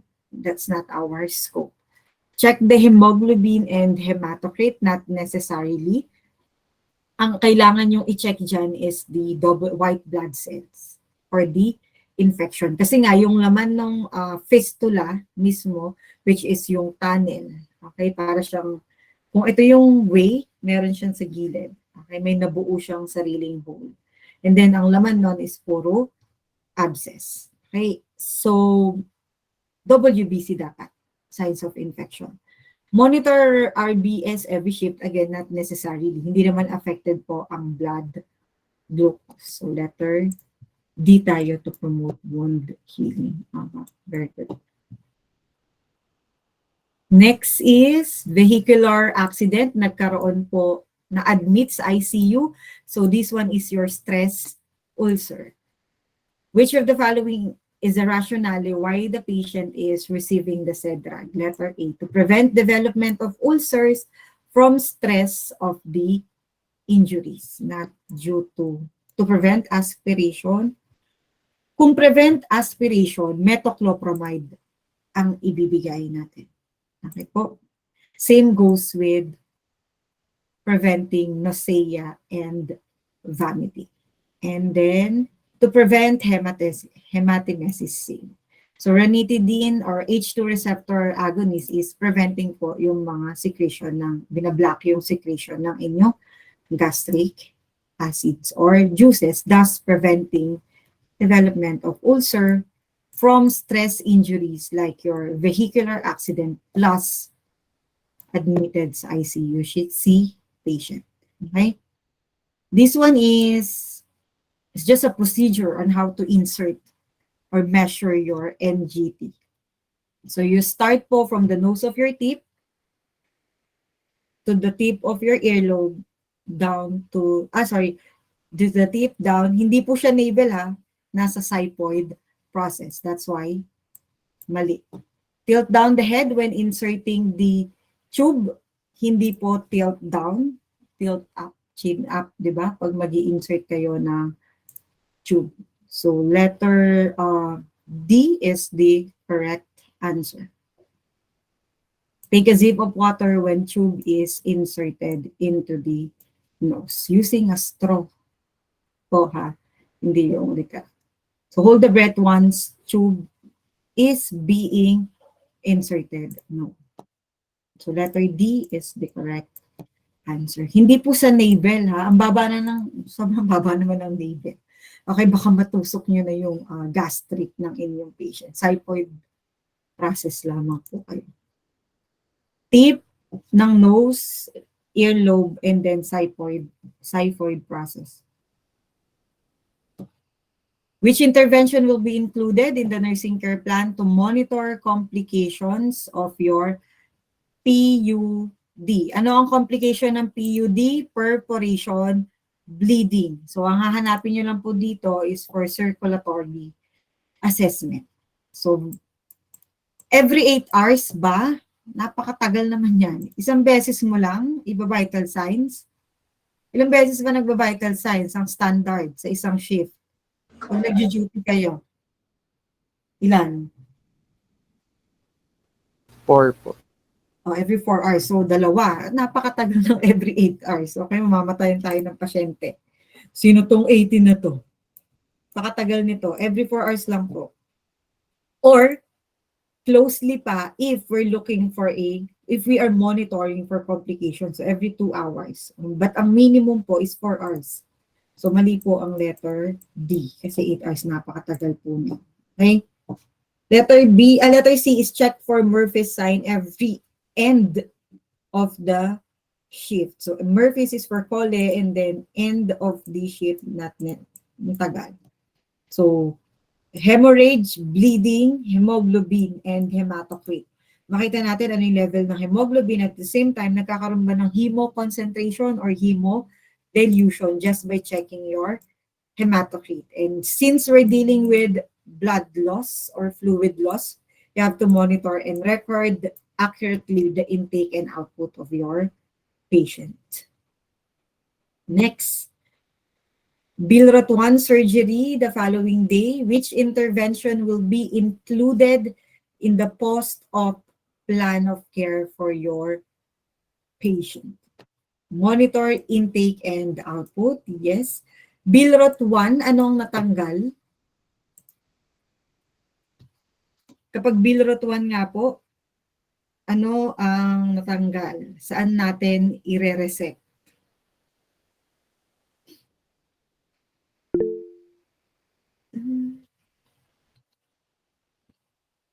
Yes po.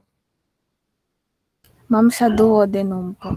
Okay. So, partial removal ng inyong dito, gastric. So, partial gastrectomy. And then, ire-resect or i-anastomose nyo sa inyong duodenum. So, which intervention ang gagawin po natin? So, monitor, I and O, of course, automatic. Turn patient every 2 hours. Once, wala na yung effect ng anesthesia. Kasi if may anesthesia pa yan, baka may mga pilosopo lang. Pag may anesthesia pa yan, of course, hindi nyo siya kayang i-move. Okay? But indicated naman po rito is who will undergo Bilrot 1 surgery the following day. So, turn patient every 2 hours to prevent lung atelectasis. Change abdominal dressing. Do we use medical asepsis? What type of aseptic technique? As medical ba? Ano po ba ang isa, ma'am, na aseptic technique? Surgical po. Okay, we have here sino yun? Si Miss? Tanek lang. Okay, si Mr. Nick lang. So you have your medical asepsis and surgical asepsis. For this one, you use surgical asepsis. Okay, para sterile. Ang medical asepsis kasi is clean. Tama po ba? Natatandaan niyo po ang concept ng inyong OR. Medical asepsis is clean. Surgical asepsis is sterile. So we use sterile for this one. And then teach the client to select high carbohydrates and your high protein diet. Okay po, so hindi po mataas ang carbohydrates. Kasi mako-convert yan into glucose or sugar. It will promote poor wound healing. Though tama ang high protein, pero hindi po high carbohydrates. Okay? So letter A and B po tayo. Which characteristic puts a client at risk for gastroesophageal reflux disease? So if DCAP, wala naman tayong problema. Losing weight, na this one, nasogastric tube due to irritation.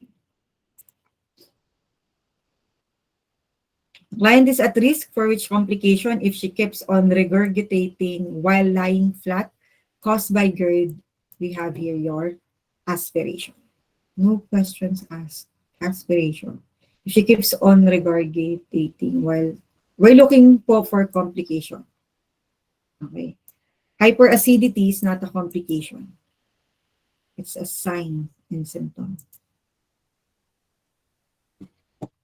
Which is the priority assessment of a client experiencing regurgitation. Okay. Hindi po agad tayo mag-culture kasi po ito is culturing the throat. Is it an assessment or this one, intervention, diagnostic intervention?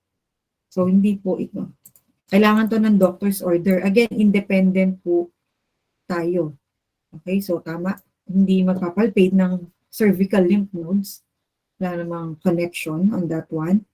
Inspect the oral cavity. No. Nagre-regurgitate at risk for aspiration. Auscultate lungs for crackles. Baka nagkaroon ng aspiration. Wait.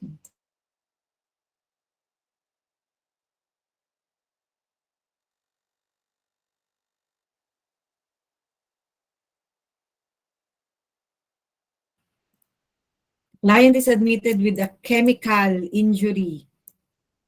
Ewan ko pag hindi nasunog ang esophagus ng inyong patient. So letter D, perforation. Ang possible or potential complication ni patient. Okay, hindi naman po immediately after the injury, meron ka ng infection. Stricture is obstruction, narrowing, okay, ng daanan. Aspiration, pwede, but mas una chemical injury, chemical burn, mas mauuna po ang perforation. Okay? Next. What will the nurse teach the client with diverticula about dietary needs? Again po sa diverticula, anong problem natin? May outpouching.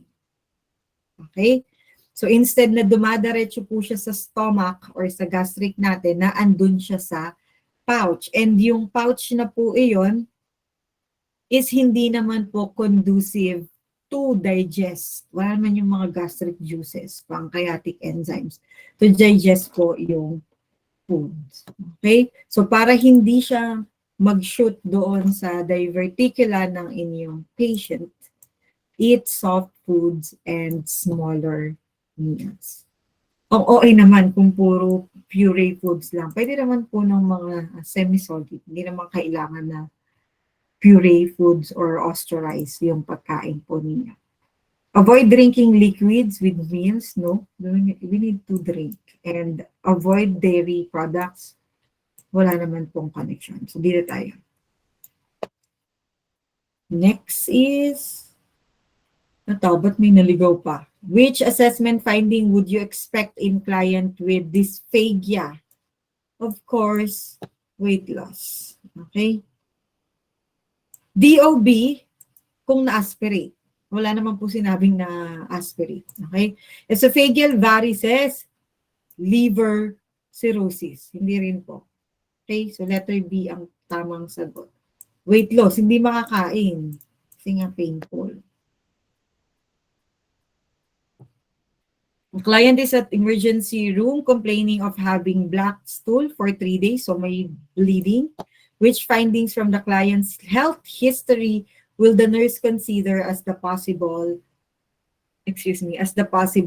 cause? Kung cholecystitis, gray dapat po. Tama po ba? Because of fats.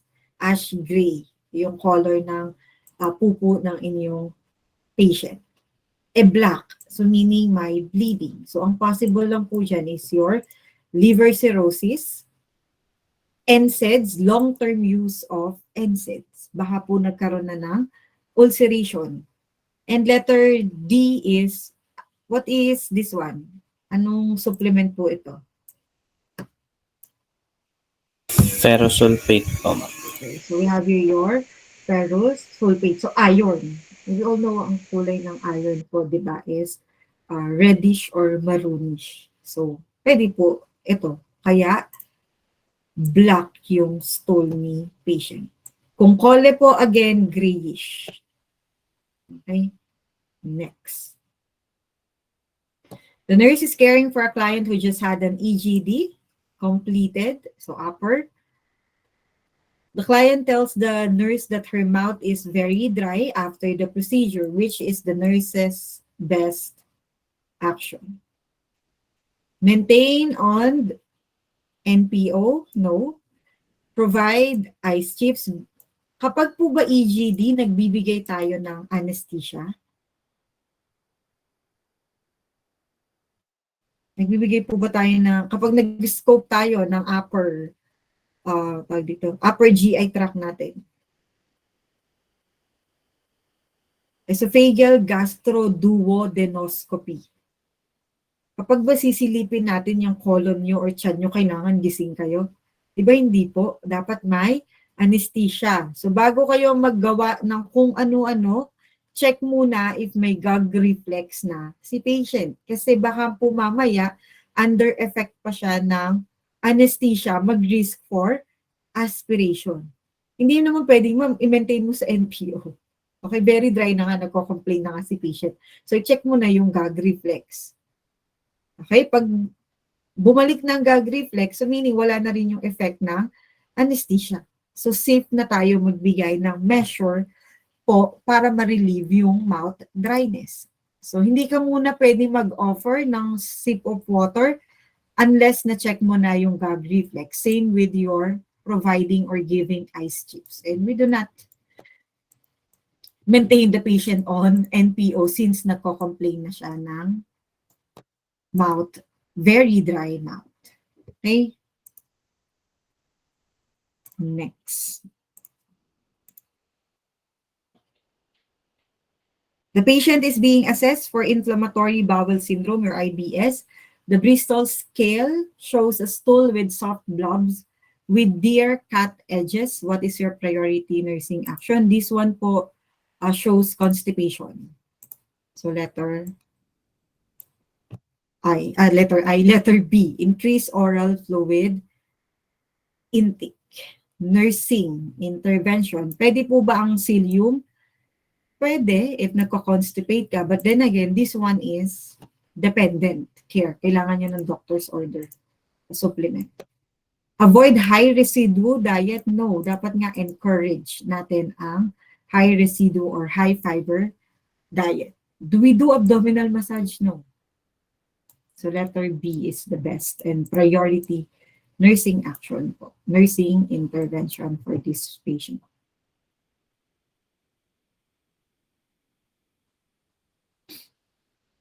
Kapag po may type 7 stool, using yung Bristol scale natin, ano ang type ng dumi ng inyong patient?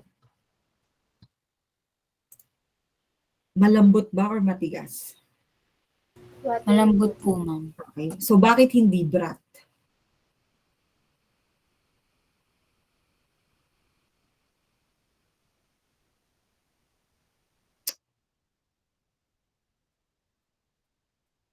Bakit that? Saan mas may maraming nutrients ang makukuha?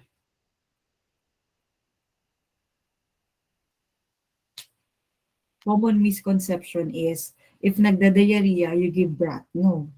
If nagda-diarrhea, you give that. Kasi po, mas maraming nutrients ang kailangan ng patient, mas maraming nutrients ang makukuha ng patient sa regular diet. Compare mo kung puro bibiglan mo lang yan ng brat diet.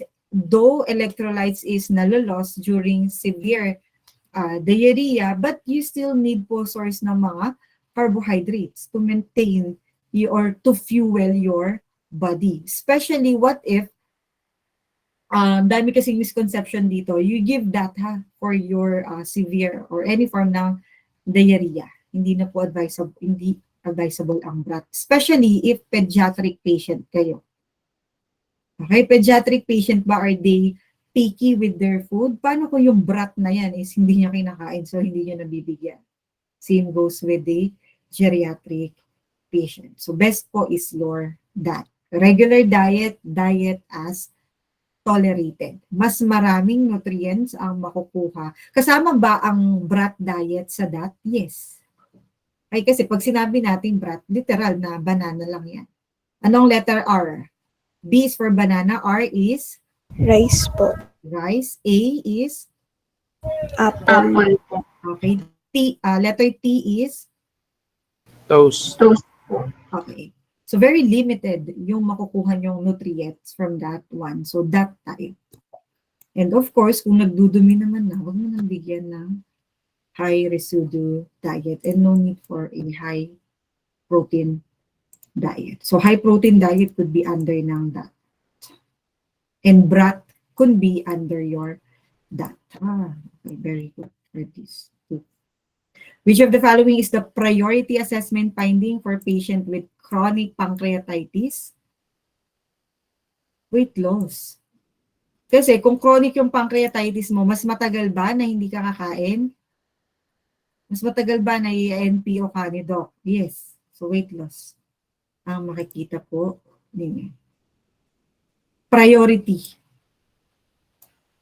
Unahin nyo to. Nutritional status ni patient. Which of the following nursing intervention for acute pancreatitis will cause flare-ups of the signs and symptoms?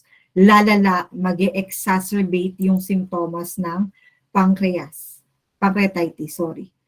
Pag pinakain nyo ng, pinakain. Kasi ano nga po dapat, para mapahinga, hindi mag-secrete ng juices, ng enzymes, wag nyo pakainin. So kapag pinakain nyo ng pinakain si patient, edi magre-release si pancreas. So lalo siyang mag-i-inflame. So letter A is the correct answer. Gastric suctioning, no. We encourage gastric suctioning to relieve the symptoms. Hook on mechanical ventilation if with ARDS, no. CBR, complete bed rest with bathroom privileges. Ito nga yung ginagawa. Okay, para hindi flare up at the same time. Ang tanong natin dito is intervention na nagkakos para mag-exacerbate yung symptoms. Okay? Letter A. Pag pinakain mo ng pinakain, lalo pong mag-secrete ng enzymes and gastric juices. Yes, Miss Teneklan. Ma'am, question lang po. Kasi po last discussion po natin, CBR without BRP po yung sinabi niyo po. Kasi po sabi niyo, pag may bathroom privileges, mag-i-increase din po yung activity, which means mag-i-increase din yung gastric juices. Hindi po siya pwedeng sagot dito po. Hindi naman po laging mag-bathroom yung inyong patient. But compare mo with kumain si patient, mas matitrigger po mag-secrete ng gastric juices or enzymes yung pancreas. Kasi yun yung main role niya. So kapag may na-detect si patient na, yung katawan natin na may food, magsisecrete yan ng mag-secrete. Unlike with the minimal effort po natin kapag pumunta siya sa bathroom. again, you have, pag winay nyo, mas malaki ang damage kapag continuously pinakain nyo ng pinakain si patient. Thank you po. Okay po, ma'am. Thank you po. Okay. 60, a 40-year-old client is admitted with acute pancreatitis with, with chief complaint of pain. I think pain to. Kasi the choice of treatment to relieve pain is morphine. Okay?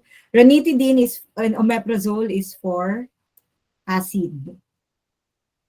And then, mefenamic acid is no, malala ang abdominal pain ng pancreatitis. So, bigyan tayo ng opioid. Saan hindi pwede ang morphine? Sa chronic. Kasi pwedeng magkaroon ng drug dependence. So, sa acute, pwede po magbigay ng morphine.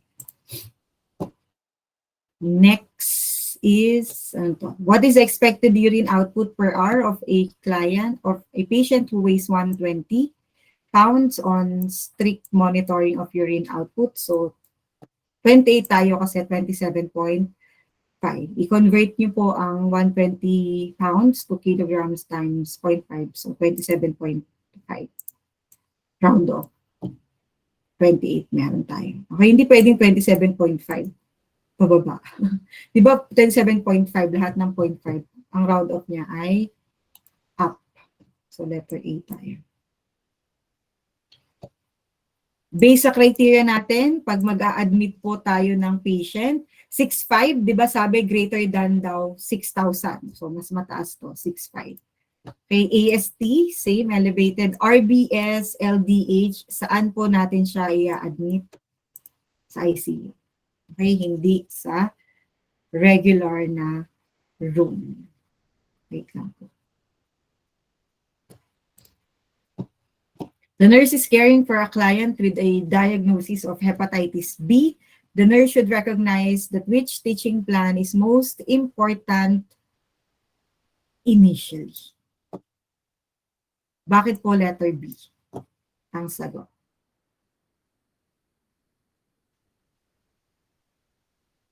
Anyone?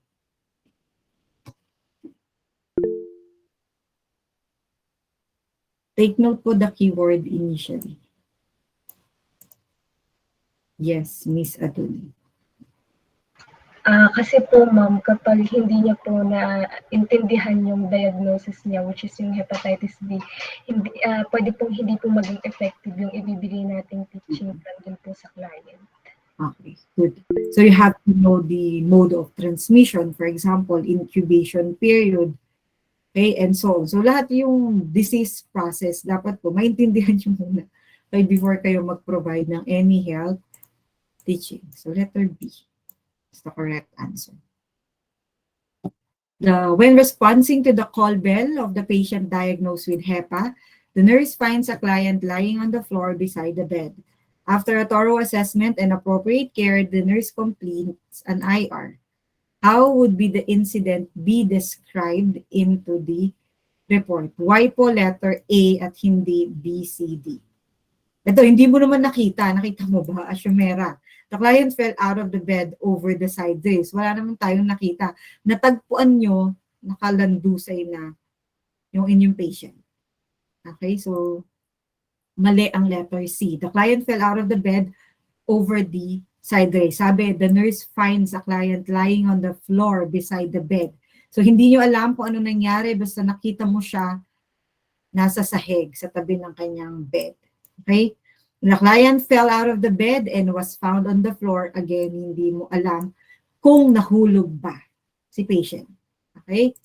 Letter B, the client was restless. Ito naman, nag-assume na, nagdagdag na rin ng information. Hindi na natin alam kung ano nangyari. And fell while getting out of the bed. Okay, nag-invento na.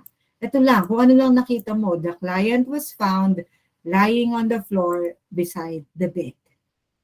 Okay po, wag niyong dagdagan at wag niyong bawasan yung information or yung assessment. Hindi naman natin nakita, hindi ko rin alam kung restless ba siya and then nahulog siya ng kama. Okay, so walang alam. Hindi natin alam ano nangyari. So, ito lang po ang ating ilalagay sa incident report. Yun lang naman talaga nangyari. Naabutan mo na lang po na nasa sahig si patient sa tabi ng kama niya. Hindi natin alam anong nangyari. Okay? May mga sino tong 12 na to, ha? Pakamarites. Next, the nurse documents that the bowel sounds are normal of a patient with cholelith. How would you describe these findings? So, soft gurgling, auscultated in all quadrants. No. Low pitch, no. Swishing, no. Low. So, letter A po tayo. This one, lift corners from the skin. So the new staff nurses in the unit asked nurse then how it will be done. The nurse response would be, we'll remove the dressing that is placed flat against, okay. So basically, magpapalit lang kayo ng dressing. Okay, paano kayo magtatanggal ng gauze or ng dressing ng inyong patient? Lift corners from the skin and slowly stretch in the dressing in a motion that is parallel to the skin para po hindi masakit. Okay? Para iisang area lang sila or isang motion lang po pag peel off nyo nung dressing. Hold the corners of the dressing on either side of the drain and pull them away from each other. They should know. Stretch the corner of the skin and slowly stretch the dressing in a motion that is parallel and peel letter A po tayo. You're caring for a client with gastric disorder, receiving enteral feeding. Okay, no questions asked.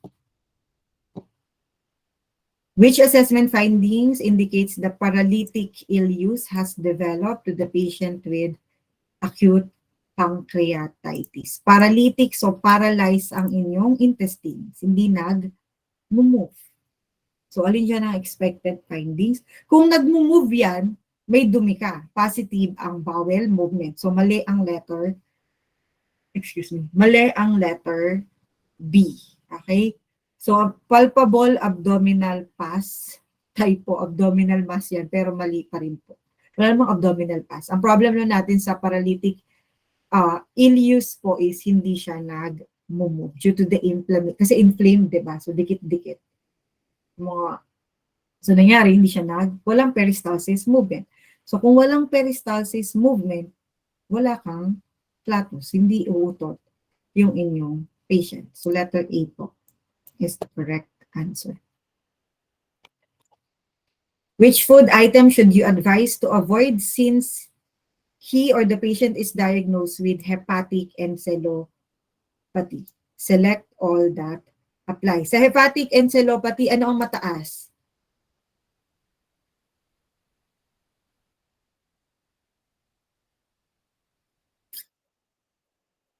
Sa hepatic encephalopathy po, ano ang mataas? Ammonia po, ma'am. So, ammonia. Iwasan ang letter A and letter B. Okay, dami naman ako. Good. And last question is, which of the following manifestation would you monitor to client who undergoes gastric resection? Okay. Pale, yes. Dizziness. Bakit po ba? Anong complication again kapag may gastric resection? Anong type of syndrome? Anyone? Ma'am, ito po ba yung dumping syndrome? Okay, good. So we have here your dumping syndrome. Kung may dumping syndrome ka, hindi ka magpa-constipate. Kasi di ba, nagda-diarrhea ka na nagda-diarrhea and you're at risk for hypoglycemia. Ayan ang mga signs ng hypoglycemia. So brady, it should be tachycardia. Hindi po constipation, it should be diarrhea. Dumping syndrome. Sobrang mabilis ma-dump out sa gastric and then i-eliminate din agad ni patient. Anong mga signs and symptoms ng hypoglycemia? Pallor, dizziness, and diaphoresis. Dapat po tachycardia and dapat po diarrhea. Okay? Maliwanag? Questions po? So that's it for your examination na rationalization. I hope na-jot down niyo po yung mga reasons or rationale bakit yun yung mga tamang sagot and bakit mali po yung mga ibang choices. Okay, questions pa? Or para maka-move on na tayo, makapunta na tayo sa endocrine system. Ay, wait, last pa pala. So na yung... And then, after nito, magbe-break muna tayo before tayo mag-proceed sa endo. So, wait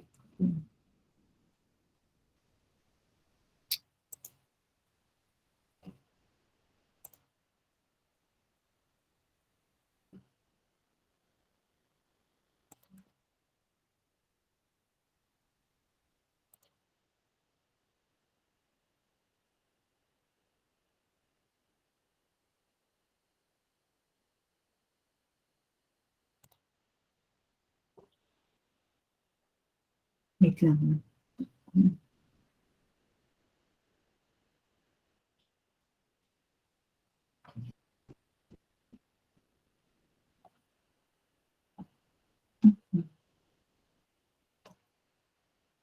Bakit po pala sa nursing diagnosis, ang dami sa inyong mga, bakit po sa nursing diagnosis, hindi due to ang ginagamit nyo to connect the nursing label and the etiology? Bakit meron sa inyong mga, though hindi naman to, ay share ko lang to kay Mr. Acapulco dahil ikaw ang nasa una sa list. Ano pong ginagamit natin? Kapag gagawa, ang dami sa inyo, nursing diagnosis, anong ginagamit nating pang-connect with your nursing label to your etiology? Bakit hindi due to? Bakit related to lang ang ginagamit po natin? Ano sabi sa libro niyo sa Funda?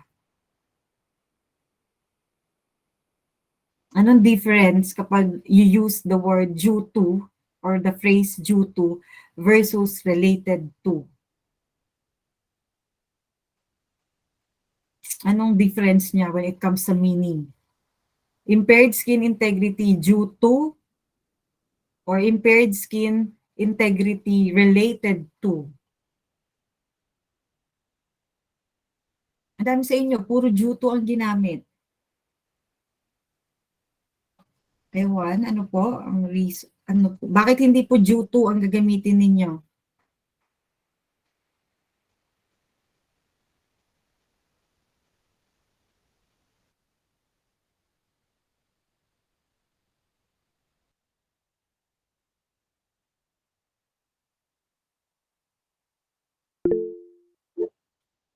Yes, Miss Alegre.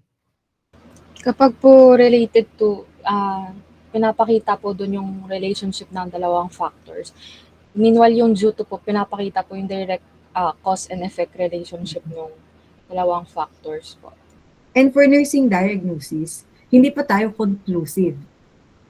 Di ba po? Hindi pa tayo conclusive na yan talaga yung reason kung bakit. That's why po, ang gagamitin nyo lang is related to. There's a possibility na ito yung pwedeng maging cause, but hindi po siya conclusive.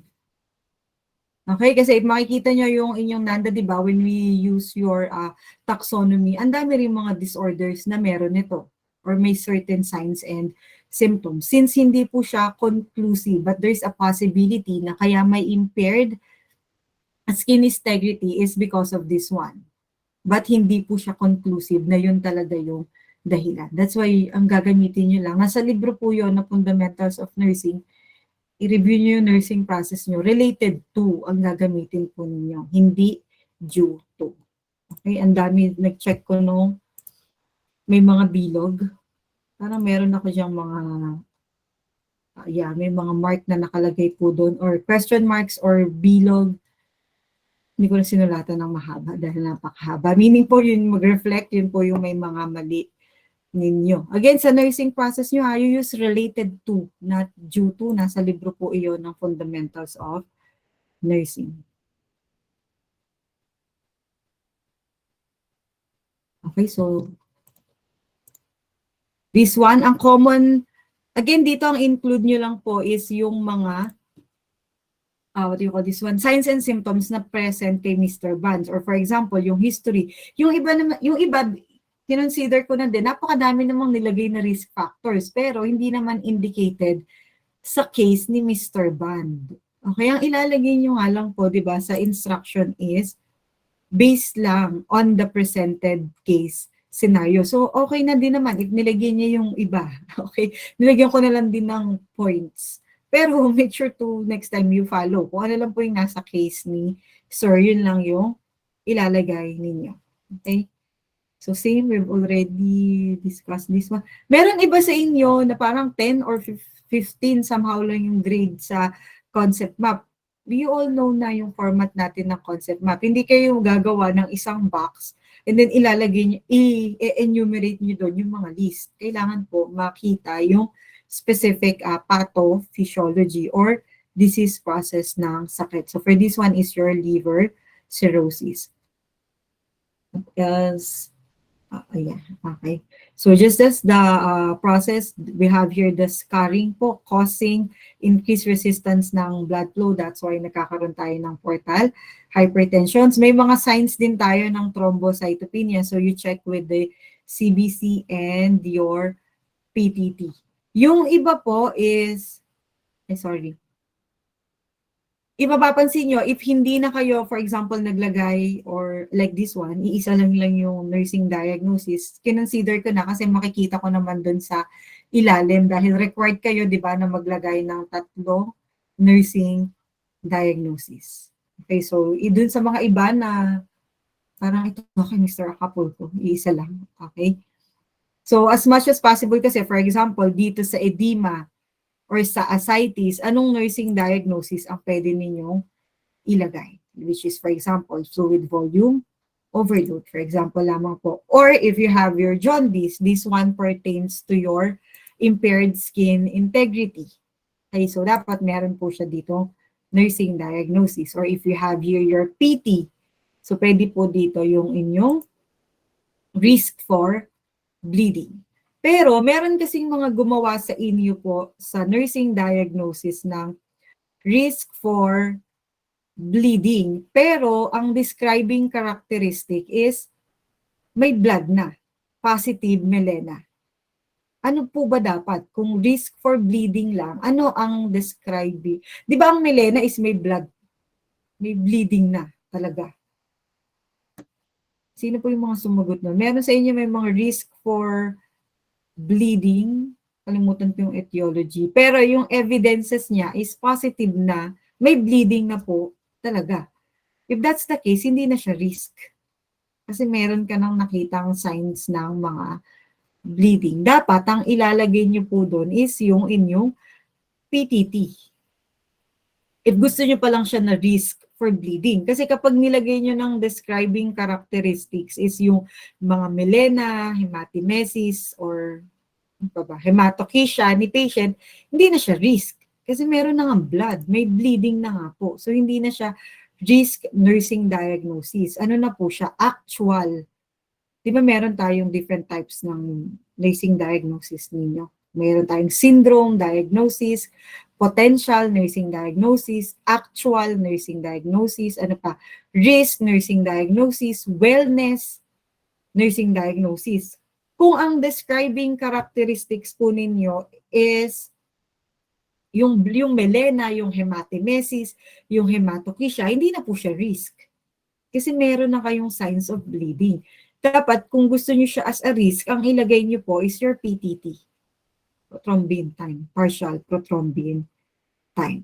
Okay, pwede po. Pero if mga melena, that's not a risk diagnosis. That's an actual diagnosis. So if actual diagnosis na siya, ano dapat ang nursing label? Anyone?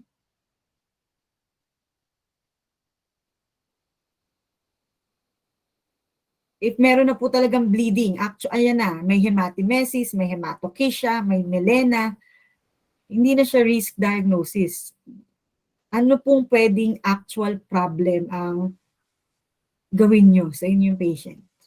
Fluid volume deficit po, ma'am. Yeah, we can go with your fluid volume deficit. Or pwedeng i-connect nyo siya with the mental status. Safety. Pwede rin po. Ano pa? Meron din ako nakita, very good yung isa dun, sa confusion. Okay, kasi di ba pag may bleeding ka na, decrease na yung hemoglobin pa ni sir is mababa. So pwede altered confusion. Meron akong nabasa doon sa inyo na nagsagot. Kasi actual problem na po. Okay, wag basta copy ng copy po sa Nanda ha, i-analyze muna po yung mga case. And then, ewan ko kung hindi nakalagay naman po, di ba, during our instruction, na we will go with your 3-part nursing. We will go with your 3-part nursing diagnosis. 3-part statement. Ewan ko, bakit meron pa rin iisa lang. May 1 part, meron din mga 2 part. Meron lang nursing label, merong etiology, pero walang defining characteristics. Bakit ko po kailangan yung defining characteristics? Para makita ko if you really know the case of your patient. Katulad na, meron nga kayong 3-part statement, pero yung defining characteristics niya naman is mali. Okay, meron naman doon, puro acute pain. Tama na sa acute pain. Okay, kaya 3. Mag-isip po nung mas need na i-address based on the signs and symptoms ng inyong patient. Or for example, nag-hepatic encephalopathy si patient. Okay, yes, I forgot to mention, yung lactulose nyo is binibigay para dumumi si patient kasi pag dumi niya, isasama niya yung ammonia. Okay po, so to improve yung level ng mental status ng inyong patient. Okay po, meron naman dun mga naka-1, do you call this one? 1-part statement. Okay po, so buuin nyo, 3-part po tayo. Nursing label, which is yung kokopyahin nyo lang siya sa Nanda. Halos naman lahat kokopyahin. Pero i-analyze nyo, tama ba siya, related ba siya with the case of your patient. Okay, and then related to ang pang-connect. And then you have here the etiology and defining characteristics. So kapag sinabi nating priority nursing action, as much as possible, that's your actual nursing diagnosis or risk nursing diagnosis. So, kapag may bleeding, hindi siya risk for bleeding ha, kung ang defining characteristics ninyo is melena, hematochezia, hematemesis. Pero meron mga nagsagot sa inyo na risk for bleeding, pero ang defining characteristics nila is PTT. Yun, tama po. Okay, pero kung meron ka ng signs of bleeding, hindi na siya risk. Problema na po siya mismo. Okay? Dito, meron iba po na nagsagot sa inyo. For example, okay. Dito may mga nagsagot anemia. Hindi ko naman po sinabi, ilagay nyo anong pwedeng condition. Okay? Ang gusto ko lang ilagay nyo dito is yung pathological process, bakit nagkaroon ng hemoglobin, ng low hemoglobin. So basically, you just have to copy. Okay, from the bleeding, sa pathophysiology nyo dito or sa concept map nyo, nasaan yung inyong bleeding or nasaan yung magkakos po sa inyo ng decreased hemoglobin, you just show it. Okay, and then po, hindi niyo po lalagyan ng anemia. No. Because that's a do we diagnose medically? No. Okay po, so pakilagay niyo po lang is the process. Okay, so we have here your decreased hemoglobin, your platelet at the same time. Platelet production in the liver cell being damaged, and then it could lead po with less production, therefore resulting to a low platelet. Same goes with your prothrombin time and your ALT. And then sabi dito is diagnostics. So make sure to include as well po yung inyong ultrasound. Pero if lahat lang puro laboratory, yung iba naman iba. Okay, tinamaan ko na as long as nakuha nyo lahat ng mga laboratories that you need to indicate or include here. Okay, yung iba, hemoglobin lang ang nakalagay. How about the platelet? Pero pagtingin ko naman sa nursing diagnosis niya, may bleeding. Pero dito sa analysis ng laboratory, walang platelet. Naka-hemoglobin lang.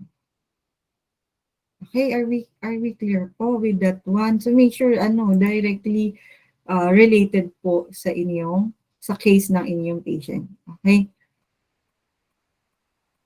Ito, this one, kaya ko lang siya binilugan. Assess the ascites using a measuring tool. Anong pang measure?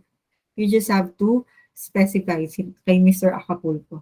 Okay, so big. But then again, 15 ata to. Kasi isa lang naman.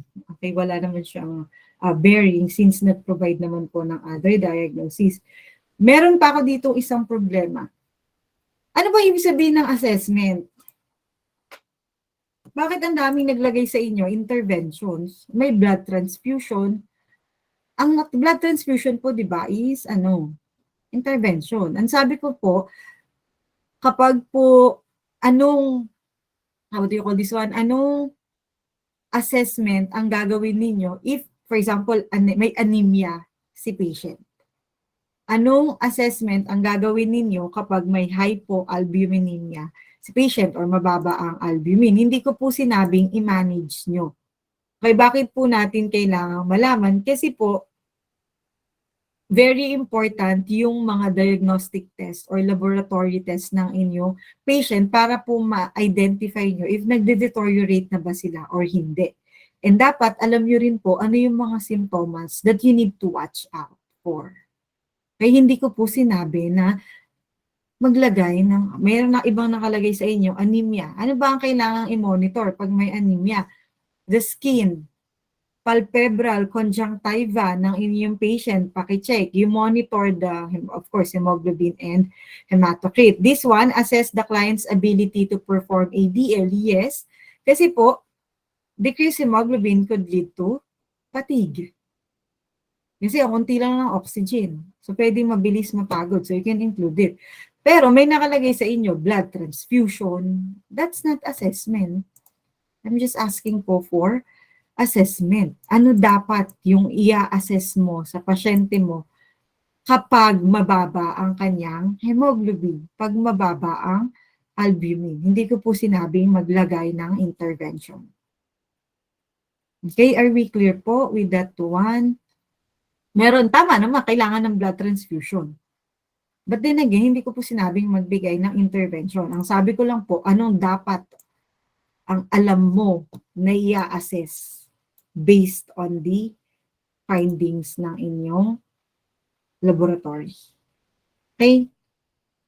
Like this one, hypoalbuminemia or low albumin, assess the degree of immobility since hypoalbuminemia cause muscle weakness. Yes, swelling and pain. Just assess activities level, assess the ascites. This one is, kaya ko siya binilugan. Anong measuring, anong measuring tool ang sinasabi dito para i-measure yung ascites ng patient? Pwede, you just check for the measuring tool is measuring tape. Okay? Or, pwede mo ilagay dito, mas specifically, monitor or assess the abdominal girth. Okay po? Are we clear? Pag sinabi mo lang kasing measuring tool, ruler is a measuring tool. Okay po? That's not applicable for ascites since you have to check for the diameter or circumference. Hyperbilirubinemia, so ito lang din kung ano yung nasa signs and symptoms ninyo. Jaundice, sclera, or conjunctiva at the same time. ALT is we're dealing with the liver. It's the same. Coagulopathy, signs of bleeding, same with your thrombocytopenia. Okay po, ano lang yung mga importante na kailangan i-watch out ninyo. That's why we've already discussed this. And same po with the meron mga naglagay sa inyo, CBC. Paano po ba nakukuha ang hemoglobin? Anyone? Paano ba nakukuha ang hemoglobin? Ang platelet, paano nakukuha? CBC. Yeah, CBC. Na CBC ba si patient? Yes. Kasi kung hindi siya na CBC, hindi natin makukuha yung hemoglobin. We're just asking po, further, ano pa ang pwedeng diagnostic test at laboratory test ang gawin kay Mr. Band. So meaning, hindi pa nagagawa sa kanya. Okay, may ang daming mga naglagay, CBC. Na CBC na nga, ayan na nga yung hemoglobin. Ayan na nga yung platelet. May naglagay pa din, ALT, AST, PTT. Ayan na nga, oh. Diba, meron na. May ALT, ayan na, meron naman na. So, ba't nyo pa, wag na pong ilagay kasi we're asking further. Go back here. Ayan, yung mga laboratory test. Yung iba, inulit lang to. Katulad nun, hemoglobin, CBC, nilagay lang CBC. Nasaan ba ang hemoglobin? Nasa CBC. Nasaan ang platelet? Nasa CBC. Nasaan ang MCV? Nasa CBC. So, do we need to further do it? No need na, kasi andyan na nga po. Ang hinahanap natin is yung hindi pa nagawa na sa tingin ninyo, pwede na igawa or gawin pa natin kay patient. Meron naglagay doon ng ultrasound. Hindi na po. Kasi saan ba natin nakikita ang ascites? Pag ba in-x-ray ka, MRI, saan ba natin nakikita ang ascites or ascites ng patient? Sa ultrasound. So, hindi na po kailangan kasi nagawa na naman na for your patient. Ano pang hindi nagagawa sa kanya? Do we need to do biopsy for your patient? Yes po. Yes. Ang hinahanap ko lang dun na keyword is your biopsy. If may inilagay kayong iba, okay lang. Pero if what, dapat biopsy. Kasi we're just looking po for the common. Titingnan kasi natin if, ma'am, nagawa na. But then, again po, to confirm. Kasi ang tagal niya ng, ayan o, hindi niya, that's why hindi nga siya, what do you call this one? Pasok to undergo your transplant.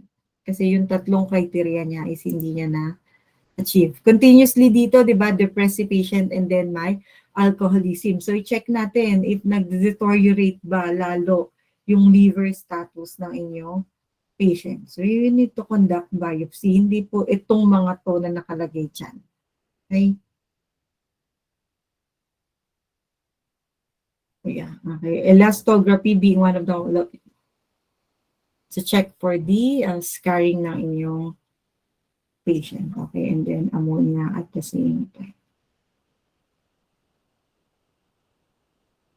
Ito, this one. Kay Mr. Kapulpo din. Risk for bleeding, secondary. Nilalagay nyo lang po ang, kailan ginagamit ang secondary? Kapag meron kayong main etiology. So, for example, risk for bleeding related to, secondary to, as evidenced by. So, secondary to meaning meron kayong primary etiology na naka-indicate po dapat. Okay? Meron ako nung mga nilagyan na, for example, mali ang, for example, one part statement lang. Nakalagay lang, risk for bleeding. And then, may mga general na intervention. If you will notice, ang baba po ng score doon. Okay? Paano ko malalaman kung applicable ba yung intervention na yan? If I don't know the etiology, baka mamaya yung intervention na nilagay niyo po is not appropriate with the etiology na indicated. Okay. As evidenced by edema. So, excess fluid and, or yung iba naman po, merong, wala namang defining characteristics or yung mga signs and symptoms. Same din po. Kapag hindi nyo kinumpleto yung statement, hindi ko makikita if applicable ba yung mga interventions na pinaglalagay ninyo. Okay? Same goes here. So, makita niyo yung mga ano nyo, may mga highlight kung ano yung yes or no. Okay, meron doon. Meron sa inyo may iba magkakapareho ng sagot. Hindi ko na lang na-note doon sa comment at ang daming chechekan. Binabasa ko siya isa-isa. Pero may mga magkakapareho doon sa middle ng, you call this one, sa middle ng paragraph. Okay, bakit hindi po best candidate for transplant si Mr. Band? Ano dapat yung tatlong criteria? Liver transplant is not really necessary. Okay. Bakit po? Number one, depressed si patient ninyo. And hindi po siya clean. Dapat, di ba, 6 months and above, hindi po nag-alcohol intake yung inyong patient. Dapat rin po wala siyang depression. Kasi baka mamaya po, nagiinom pa rin si patient, ni-replace lang din natin yung liver niya, hindi pa tumagal ng ilang buwan. Okay, kakainom lang ng kakainom. Maapektuhan po ba ang mental or psychological status ng inyong patient na nag-undergo ng liver transplant? Yes. Depressed si sir. Okay? Lalo po bang pwedeng maging depressed si patient? Or able ba niyang alagaan yung sarili niya after the transplant? I don't think so. Given the history and ng case ng inyong patient. Next is the lifestyle ng inyong patient. Hindi rin po applicable. So dapat hindi po best candidate or hindi advisable ang liver transplant for Mr. Bond. Okay? May mga score doon na 2 or 3 kasi ang sagot nyo ay yes. Meron namang mga sumagot na nawala. Okay, may inexplain lang pero hindi nagpapatukoy kung no agree siya, hindi rin nagpapatukoy if disagree. Very neutral. You just have to choose one. If sa tingin nyo yes, discuss why. If sa tingin nyo hindi, discuss why. Okay? Are we clear po with that one? So if natap nyo yung tatlong reason po, you'll receive your 10 points. Okay? Paki-access po yung inyong activity sheets. Baka lang po hindi nyo napansin, may mga comments po doon. Ay baka kasi nag-notify lang sa inyo is yung score ninyo. Yes, Mr. Mercado. Ma'am, mali po yung total ng akin. Ha? Bakit ilan? Ilan ang mali? Kulang po ng 10 points. Totoo ba? Apo. O siya, sa ano na lang? Gusto mo ba sa exam, Char? Sa next activity Pwede na naman, lang. ma'am. Bakit kulang? Totoo ba? Check mo nga. Mercado.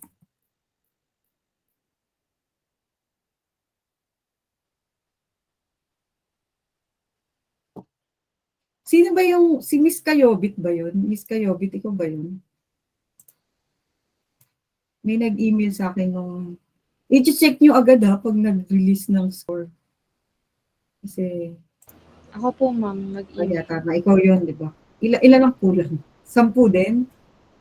10 din ba, ma'am? 9:30.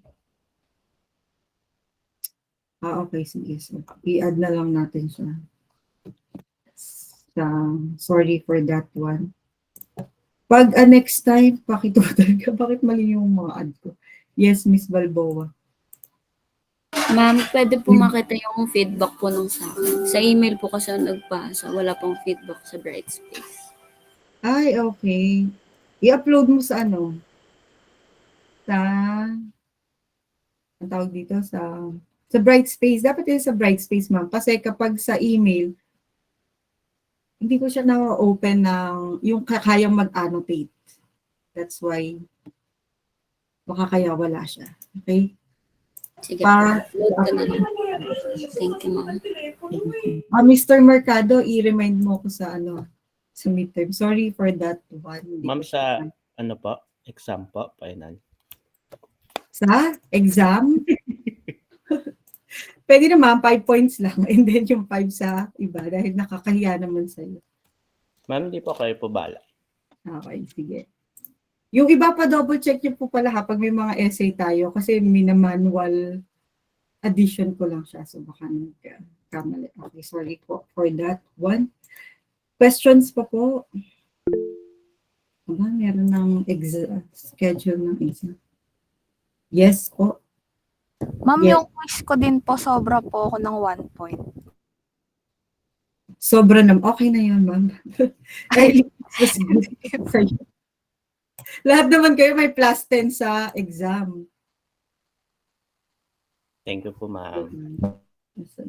Again. Okay, so we'll have your break first na 30 minutes. So balik kayo ng 24 minutes na.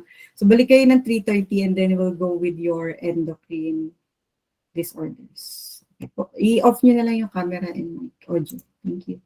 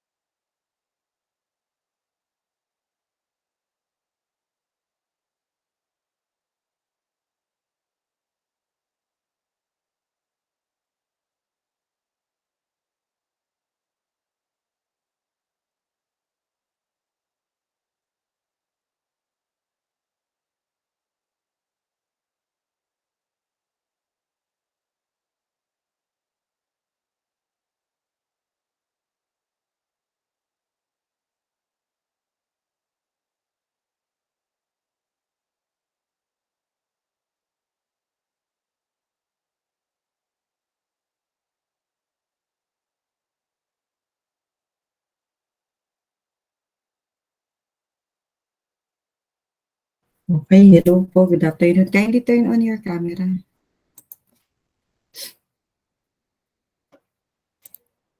Ayan, pa-on na ulit. Then, let's...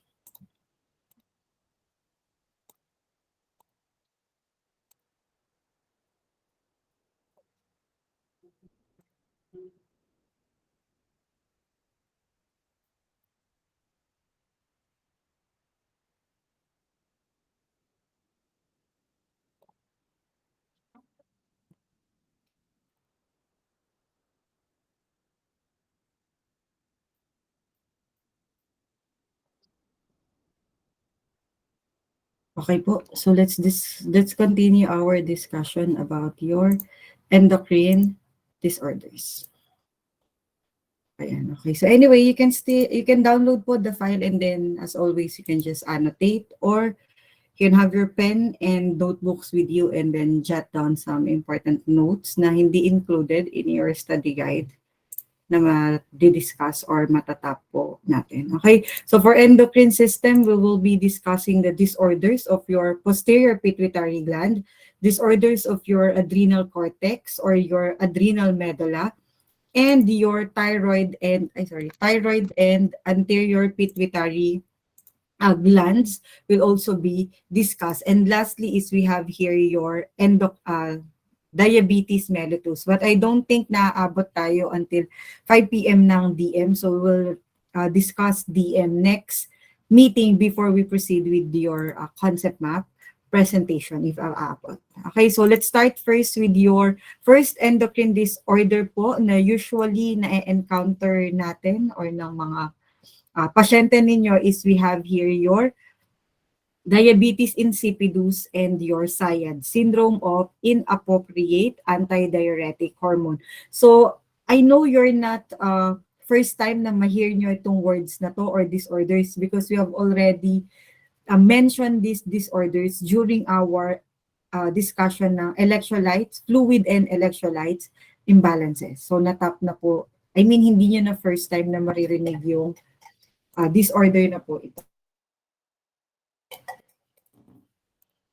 Okay, so again, we have two disorders under ng inyo posterior pituitary disorders. We have your DI and your SIAD. Anong specific hormone po ang pinoproduce or sinisikrit ng ating posterior pituitary gland? We have your vasopressin or your antidiuretic hormone. So it just basically regulates yung fluid status natin sa katawan. Ang problem here with your diabetes insipidus is deficient or kulang. Sobrang unti ng nire-release ng katawan natin ng antidiuretic hormone. Sa SIAD naman po, ang problema natin is excessive naman. Sobrang dami naman ang nire-release ng antidiuretic hormones ng posterior pituitary gland natin. So for your DI, since insufficient or deficient ang unti ng antidiuretic hormone na nare-release, ang tendency po, ang main function kasi ng antidiuretic hormones po natin or ng ADH or vasopressin is it basically increases the permeability sa renal tubules ng ating kidney. So if increase ang permeability po, ang tendency, yung kidneys natin will reabsorb more water. So that's the physiology or normal process. But if meron kang DI, may diabetes insipidus ka, for example, it is a neurogenic type which is due to direct trauma or physical trauma or injury na pwedeng nakuha mo through an accident or you underwent a craniotomy or cranial surgery, pwede pong maapektuhan ang secretions or umunti ang secretions or production ng inyong vasopressin or ADH. So tendency, maapektuhan rin po ba yung reabsorption ng water sa kidneys natin? Yes. So since maunti ang antidiuretic hormone natin, hindi rin po nagkakaroon ng reabsorption. Si kidney hindi nagre-reabsorb ng water. Kung hindi niya i-reabsorb yung water back to our system, nasaan po ngayon yung mga water? In the form of urine. That's why you have here renal tubules in the kidneys to concentrate urine, resulting in excessive diluted urination, excessive thirst, and excessive fluid intake. Are we clear po with that one? Ang problem natin kapag posterior pituitary disorder is ADH or vasopressin. Okay, in anatomy, ang main function po niya is to increase the permeability sa renal tubules ng kidney natin to reabsorb the water. But since ang unti ng ADH natin kapag meron kang DI, hindi nangyayari yung reabsorption. So ang nangyayari po dito is excessive ang ihi or urine output ng inyong patient, which is diluted at the same time. Okay? We clear po? So kung umiihi si patient ninyo, affected po ba ang electrolytes? Yes, the sodium and the potassium. So yung causes of your diabetes insipidus depends on the type ng DI. As mentioned or discussed ko earlier, if it is neurogenic, it is due to a direct trauma or injury either caused by any therapeutic management like your radiation therapy, or nag-underwent ng craniotomy si patient, or literal na aksidente ka and posterior pituitary gland ang nahit. So for the signs and symptoms, since walang reabsorption of water, ihe ng ihe yung inyong patient. So meaning po, kahit hindi kayo or kahit ilimit mo yung fluid intake ng inyong pasyente, iihi pa rin yan. Okay? Kasi ang mismong problem natin is production or secretion ng hormones. That's why one of the nursing management po here is you do not advise or limit fluid intake. Kasi the more po na, ay hindi ko pa inumin ng tubig para hindi umihi. No, wala po siyang relationship on the fluid intake. Kasi ang problem natin mismo is yung hormones. Yung vasopressin natin ay hindi enough. Okay? So do not limit the fluid intake ng patient ninyo kasi lalo po silang madidehydrate. Okay? So signs and symptoms number 1 is you have here your polyuria. And take note, up to 20 liters of fluid or urine output ang pwede niyang mawala. Imagine kung gaano karami po iyon. 5 to 20 liters per day of urine output. Imagine gaano karaming electrolytes ang pwedeng sumama on that urine output. So you cannot limit the fluid intake ng patient ninyo kasi lalo po yung madidehydrate. It could lead to hypovolemic shock. Polydipsia at the same time, excessive thirst. That's why your patient can consume 4 to 30 liters per day. Okay, kindly take note po pala, 1 kilogram or 0.9, so pag in-round off natin siya, 1 kilogram po is equal to 1 liter of fluid loss. Okay, so pag minonitor natin yung timbang ng inyong patient, for example, you have the baseline data, and then pag monitor mo ngayon is nabawasan siya ng 5 kilo. Meaning po, 5 liters of fluid din yung nawala sa inyong patient. Okay, take note po that one. So bakit nagkakaroon ng nocturia? Kasi ihi ka ng ihi.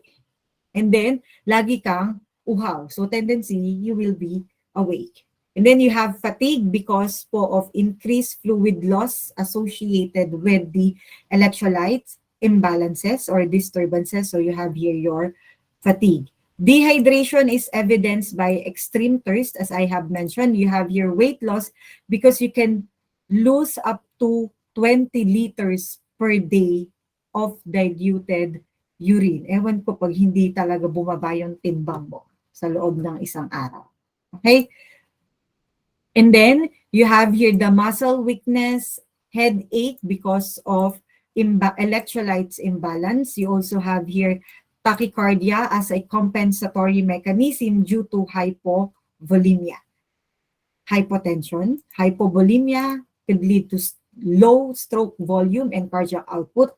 That's why you have hypotension. Dehydrated your patient, so you expect a poor skin turgor or skin recoil. It doesn't go back to its original structure, the skin of your patient. Very self-explanatory. You have a dry mucous membrane, constipated at the same time, and there is also dizziness due to hypotension, hypovolemia, and your electrolytes imbalances. So ano pong priority nursing diagnosis for patient with DI given these signs and symptoms? Miss Castro.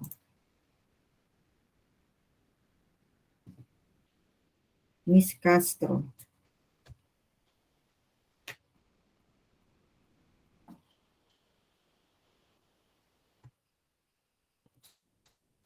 Let's go ahead, Mr. Arma. Yung priority po ma'am is yung fluid volume deficit po ma'am.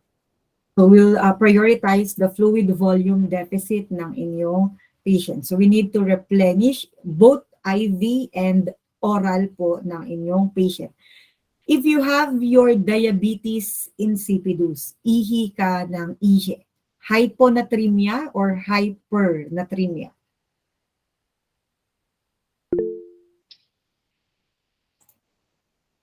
Mr. Gabrilio. Dito po sa DI hypernatremia po. Okay, very good. So we go with your hypernatremia. Hindi po dahil mababa, very good sir, hindi po dahil mababa or decrease ang sodium intake mo. But then again, nagkaroon na tayo ng problem with the ratio ng fluid versus ng sodium. So dahil hindi nagkakaroon ng reabsorption sa renal tubules renal tubules, so sa kidneys po ninyo, ang tendency, kung ganyan siya before, sodium and fluid, mababa. Okay, hindi po dahil hindi nag-i-intake ng sodium, but instead with the problem po with the reabsorption ng water. So for these are the common tests that we need to check po or monitor for DI. Number 1 is the urine. Paano natin malalaman yan? Just the basic urinalysis of your patient. So for your DI, check po for the spec gravity ng inyong patient, which is, ang normal natin, di ba, is 1.005 to 10 or 30, up to 30, may mga books. So kapag decrease po ang specific gravity, sa urine, think dilute. So decrease ang urine gravity, specific gravity, so yung D, decrease. Decrease ang urine osmolality or the concentration, which is less than 300 milliosmol per liter. Decrease din ang urine pH, of course, as mentioned. Decrease ang urine sodium kasi nai-excrete mo na rin po siya. So decrease ang urine sodium. But for serum, mataas po ang sodium kasi maunti lang ang na-reabsorb na water. Okay, sa urine naman po, since kasama siyang na-excrete, that's why decrease ang sodium sa urine. Same goes with your potassium. So remember, as the urine volume increases, nagde-decrease naman po ang concentration or urine osmolality. So again, ang problem natin sa DI, hindi na-reabsorb ang water. Okay? So ang tendency, iniihi po natin siya. Urinalysis lamang po ito for your urine chemistry. Okay? Not including the sodium, separate ang sodium and potassium. Pero yung pH, spec grav, and osmolality, pwede siya sa urinalysis. When it comes naman po sa blood or serum test for your patient, concentrated naman po. Kasi nga, maunti ang fluid. Maunti ang na-reabsorb, nasa ihi siya. So kapag serum, concentrated. So lahat po mataas. Increase ang concentration, osmolality, so greater than 300 milliosmol per liter. Increase ang sodium, as I've already explained earlier, and same goes with your potassium. So remember, as serum volume decreases, the serum osmolality increases. So that's why very concentrated naman yung serum ng blood ng inyong patient. Okay, sa urine, diluted, D, lahat decrease. Sa serum, concentrated, lahat po increase or malapot at the same time. So another test to confirm your DI is water deprivation test. I-deprive mo sa tubig ang inyong patient. This test specifically measures our kidney's ability to concentrate po the urine. Okay? To concentrate our, or ability to concentrate urine, i-measure natin yung ability ng kidneys natin to concentrate urine in a very light plasma osmolality and low level ng inyong vasopressin.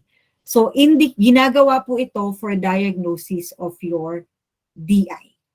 Okay?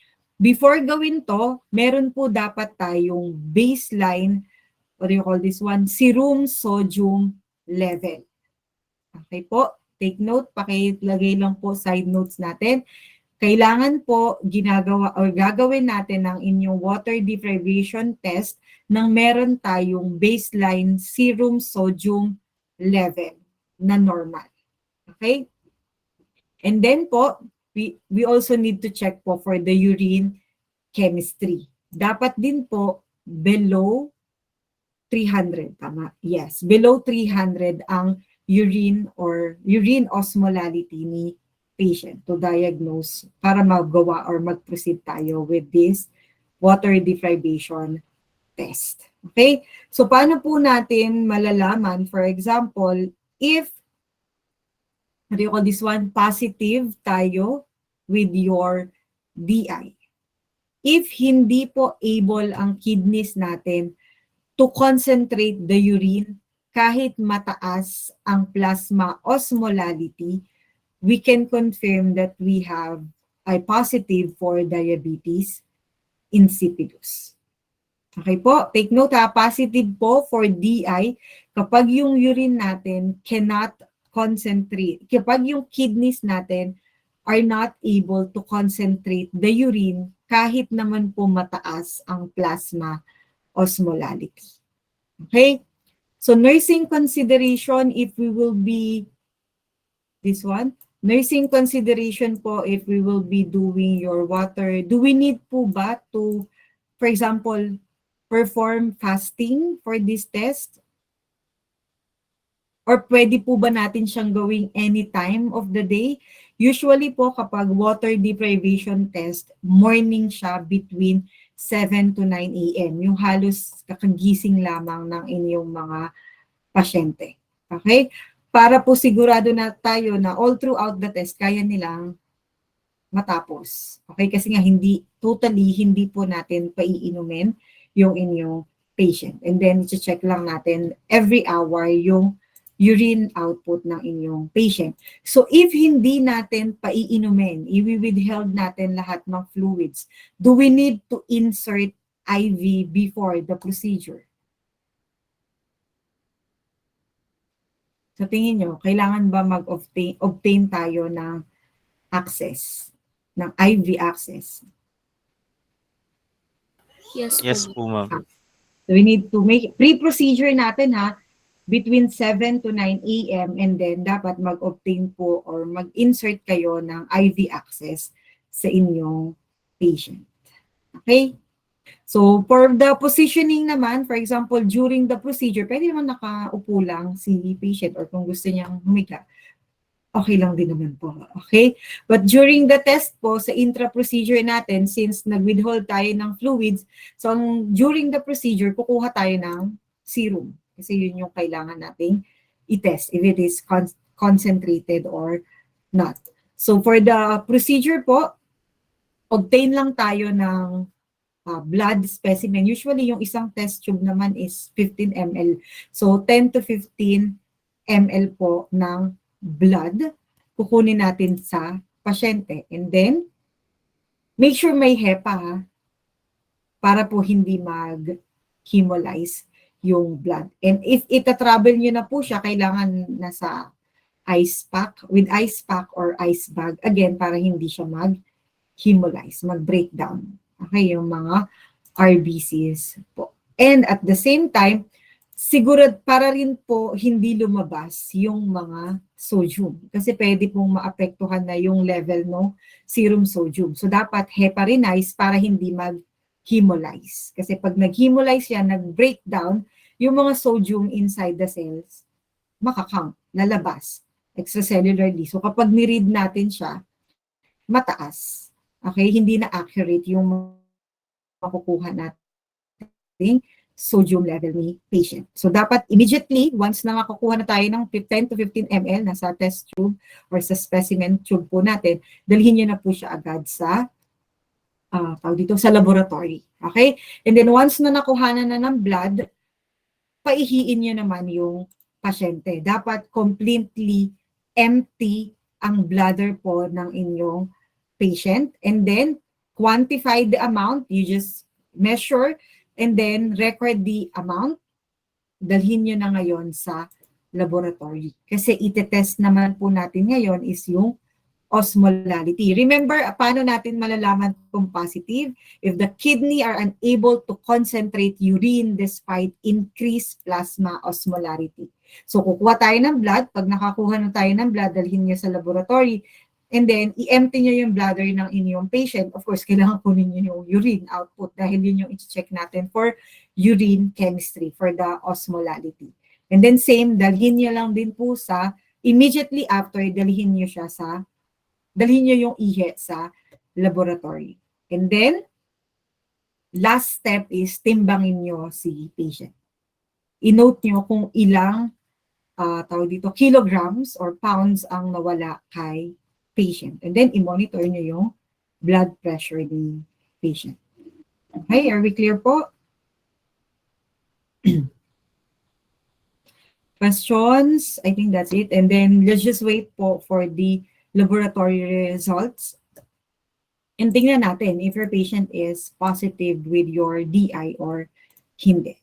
Okay, next we have here your vasopressin test. So, ang problem natin is we have deficient amount ng inyong vasopressin. So, itest natin ngayon yung vasopressin level ng inyong patient.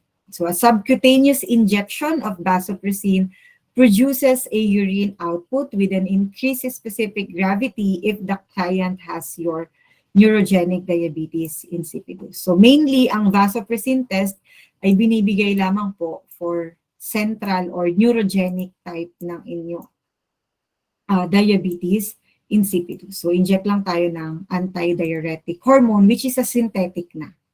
Okay po, subcutaneously. So management for this one is we'll go with your IV therapy.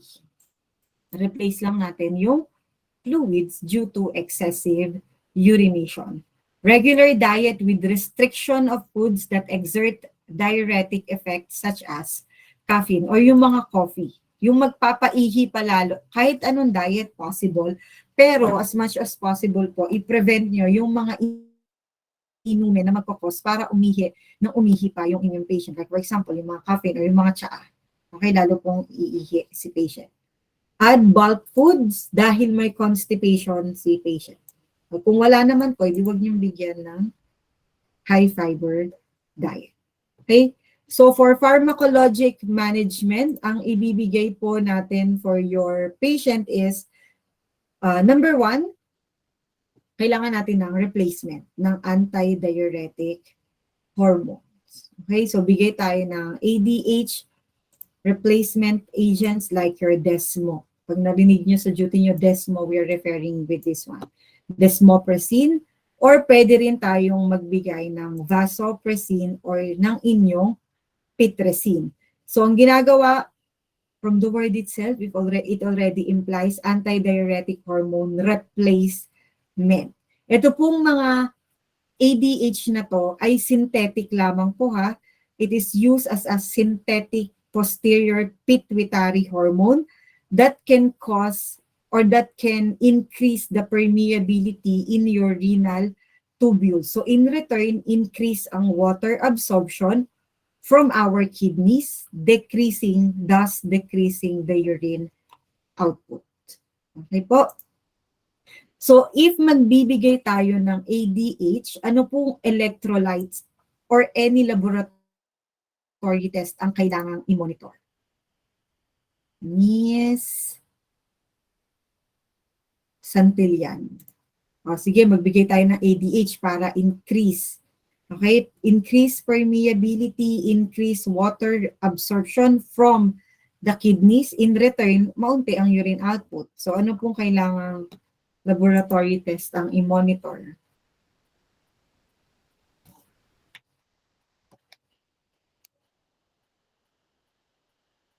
Or wag na nating i-monitor. Ano kaya? Ano kayang pwedeng i-monitor natin for this one?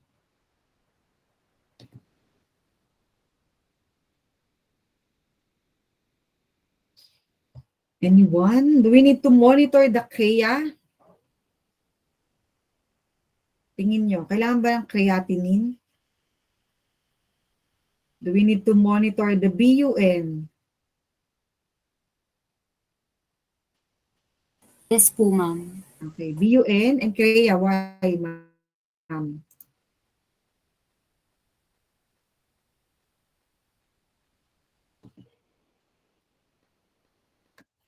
Bakit kaya kailangan i-monitor?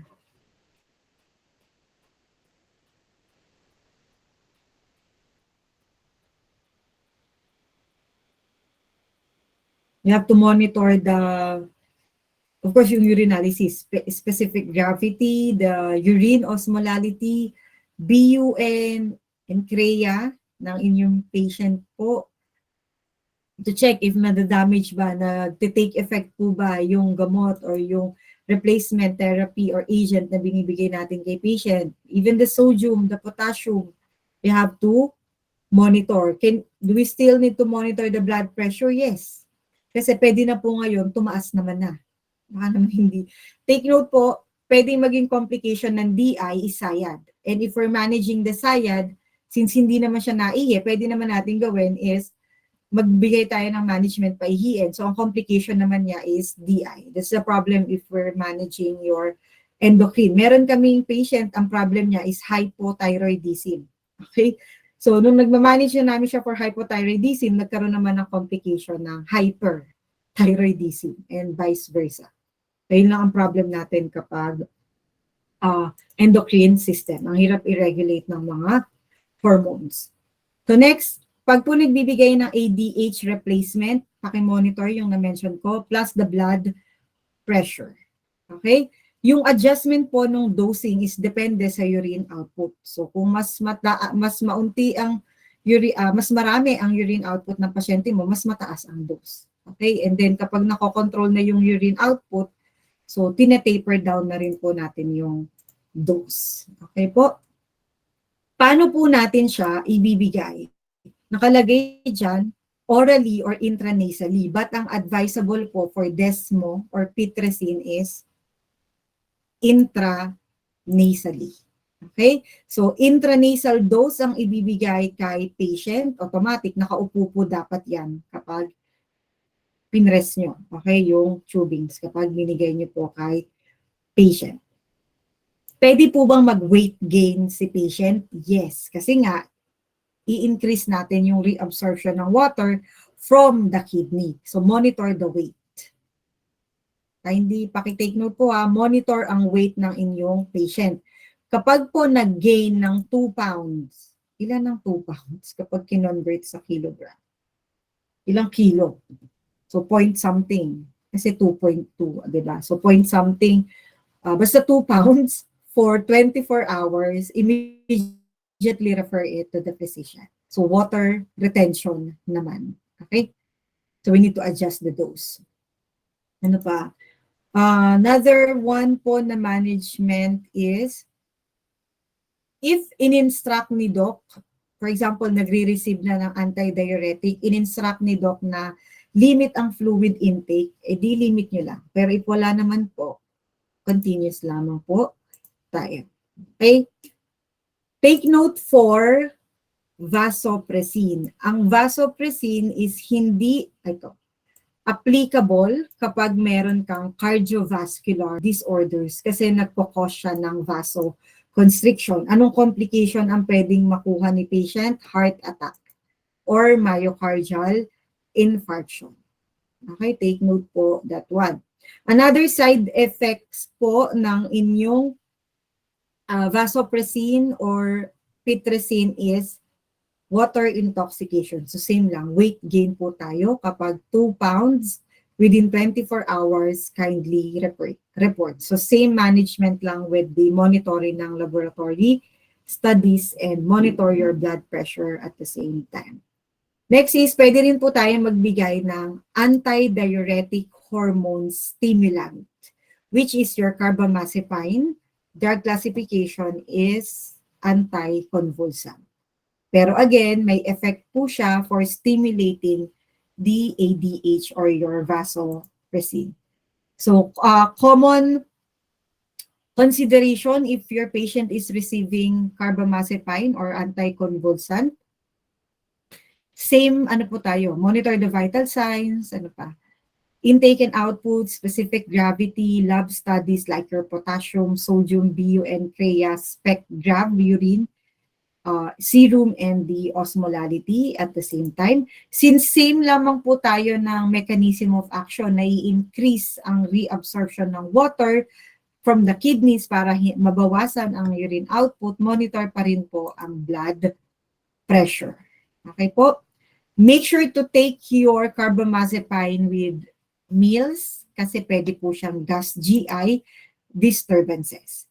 Avoid po ang driving or operating any heavy machines kapag nagtitake kayo ng tawag dito, carbamazepine. Kasi sabi ko kanina, pwedeng may drowsiness and dizziness. Another side effects that you need to watch out po is thrombocytopenia. Again, kapag may thrombocytopenia, ano kailangang i-watch out na assessment? Miss Napa? Thrombocytopenia. Ano po, bruising po. Bruising, what else? Blood in urine po. Madali pong magkaka-bruise po si patient. Okay, and plus infection. So check for, unang lalabas dyan is sore throat. Kung walang fever, sore throat, immediately refer it with the physician. So pwedeng meron pong thrombocytopenia si patient. So sore throat, bruises, mention ni ma'am, and fever. Okay po? Take note po yung mga considerations natin for the medications. So complications, I've already mentioned, your hypovolemia, circulatory collapse, central nervous system damage, and seizure. Bakit tayo nagkakaroon ng seizure? Because po with electrolytes imbalances. Okay? So nursing management natin for this one, very important po is your proper physical assessment. Same lang, assess the skin turgor and mucous membrane. Monitor these, I've already mentioned. Weigh your client daily to check or serve as a baseline for the hydration and nutritional status ni patient. Risk your patient for impaired skin integrity. So as much as possible po, provide meticulous skincare. Plus, if dehydrated si patient, apply lubricant to crack or sore lips like your, anong tawag dito, yung mga gel. Okay? Tawag dito, yung petroleum jelly, okay, for the lips. Pwede naman po. Use soft toothbrush. We're already done with this one kapag meron pong risk for bleeding due to thrombocytopenia. Or to avoid trauma within your mucous membrane, make sure just to use a soft bristle toothbrush. Promote the safety, wag kalimutan po, number 1, promote the safety of or maintain the safety of your patient. Okay, always keep the side rails up. Kasi pwede nga pong decrease ang electrolytes, decrease ang blood pressure, headache, dizziness, pwedeng mahulog yung inyong patient. Specific Verbal and written instructions should include the dose, the action, side effects, and administration of all medications and the signs and symptoms of hyponatremia if meron. Okay, but usually hypernatremia po tayo for this one. Serum. The nurse should demonstrate and observe a return demo for, of course, automatic, this one. And the patient should be advised, most importantly, in case of emergency, dapat po merong medical identification bracelet si patient. Okay, kapag diagnosed tayo with DI. So those are the management na kailangan pong gawin natin if you have diabetes insipidus. So to wrap it up, diabetes insipidus is a disorder of your posterior pituitary gland.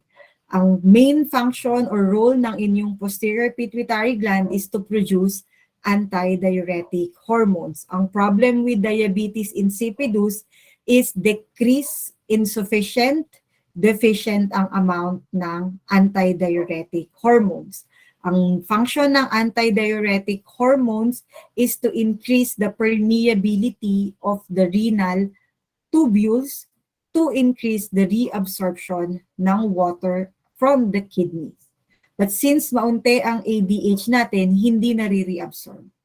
Okay, kaya ihe lang ng ihe si patient. So number 1 symptoms or signs is polyuria. So kung ihi ka ng ihe, nagtatanggal ka ng fluid, talagang mauuhaw ka ng mauuhaw. So priority nyo po dito is the fluid volume deficit ng inyong patient.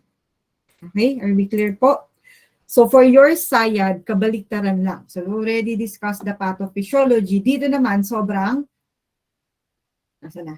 dami naman po na sinisecrete, hypersecrete antidiuretic hormone. Usually, kaya po sobrang dami is kapag may tumor.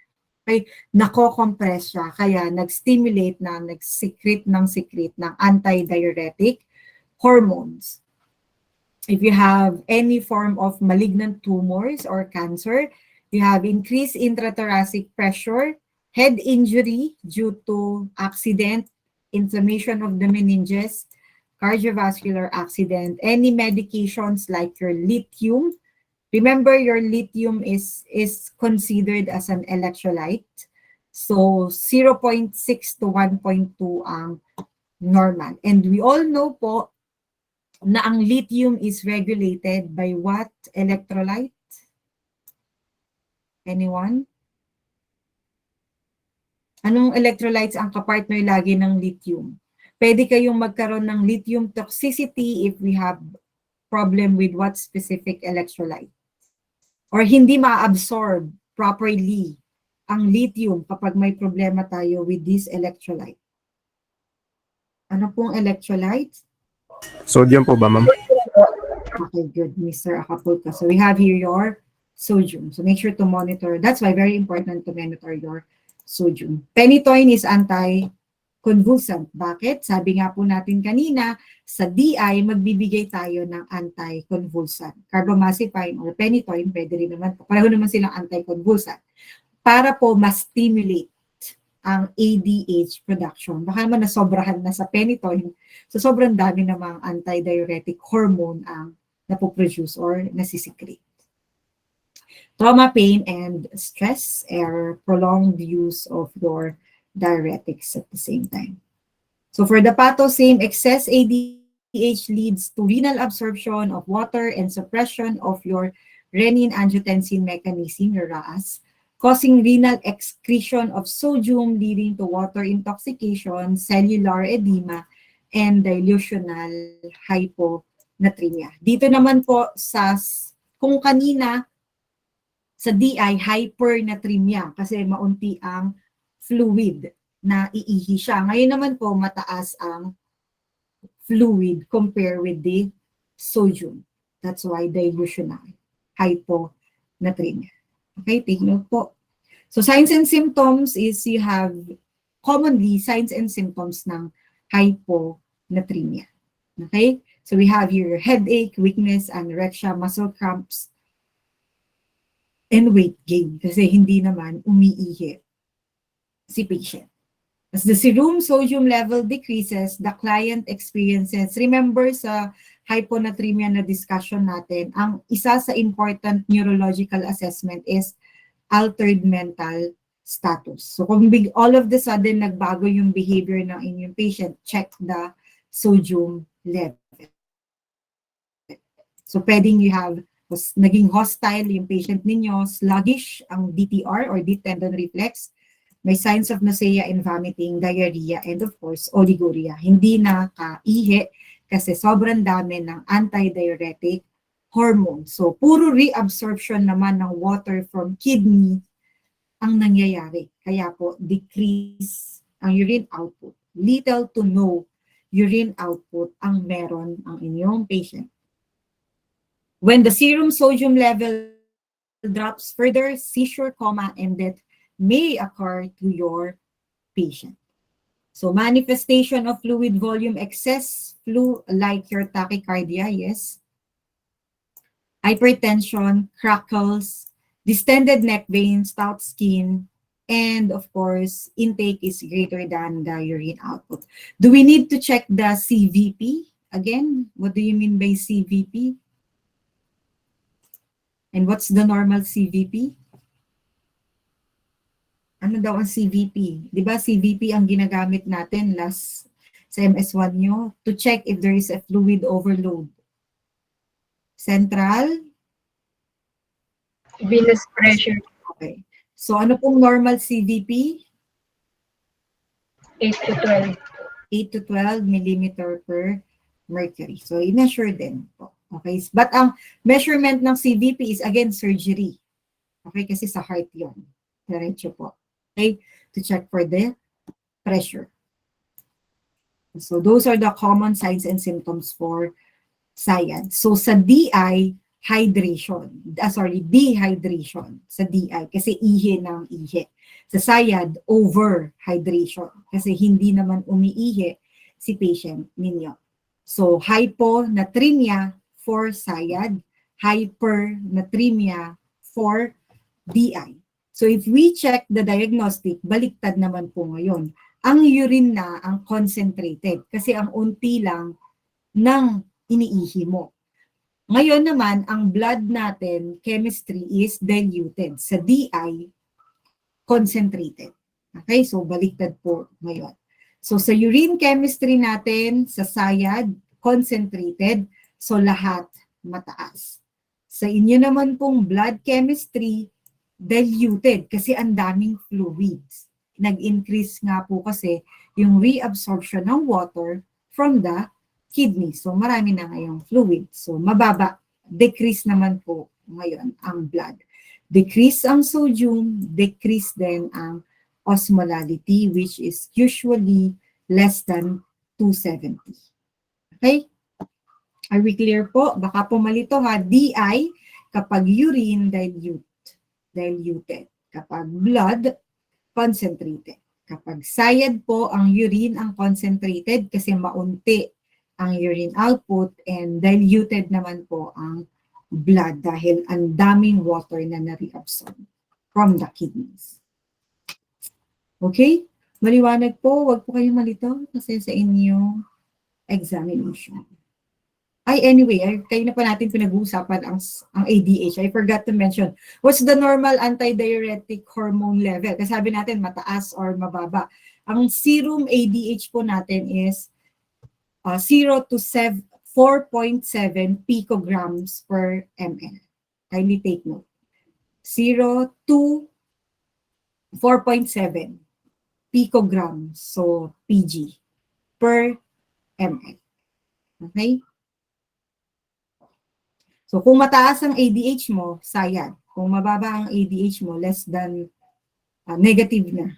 Okay, less than 4.0. So, ang problem natin is with your DI. Okay, maliwanag po. Next is we have here your radioimmunoassay. So, kapag SIAD po, mataas ang reading ng antidiuretic hormones ng inyong patient. What do you call this one? Special consideration po kapag magre-radio immunoassay tayo sa inyong patient. Radioactive. Ano po kayang, do you think, nursing consideration ang kailangan nating gawin? Radio-immunoassay. Mataas daw ang ADH. Any idea? Pag radio, ano po kayang 1, 2, 3 usually ang binibigay? Ano po kayang nursing intervention natin for this one? O paano siya ginagawa? Ano sabi sa libro nyo? If mag-check tayo ng radio-immunoassay, so automatic nasa blood. Okay? I mean, anong special consideration po?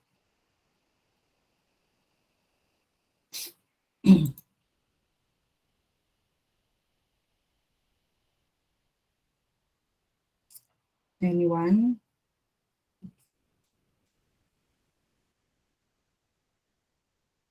Ano ibibigay natin? Anong special consideration po na gagawin natin if may radio-immunoassay? Chinek natin yung blood ng inyong patient.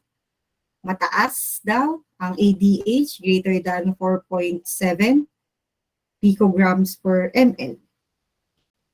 Ano pong nursing consideration kapag nagre-radio immunoassay? Na-discuss na natin last time. Di ba nagbibigay lang tayo ng reagent? Do we need po ba to do NPO? Ano dapat? Saan dapat allergic? Anong allergies na patient ang kailangan tanungin?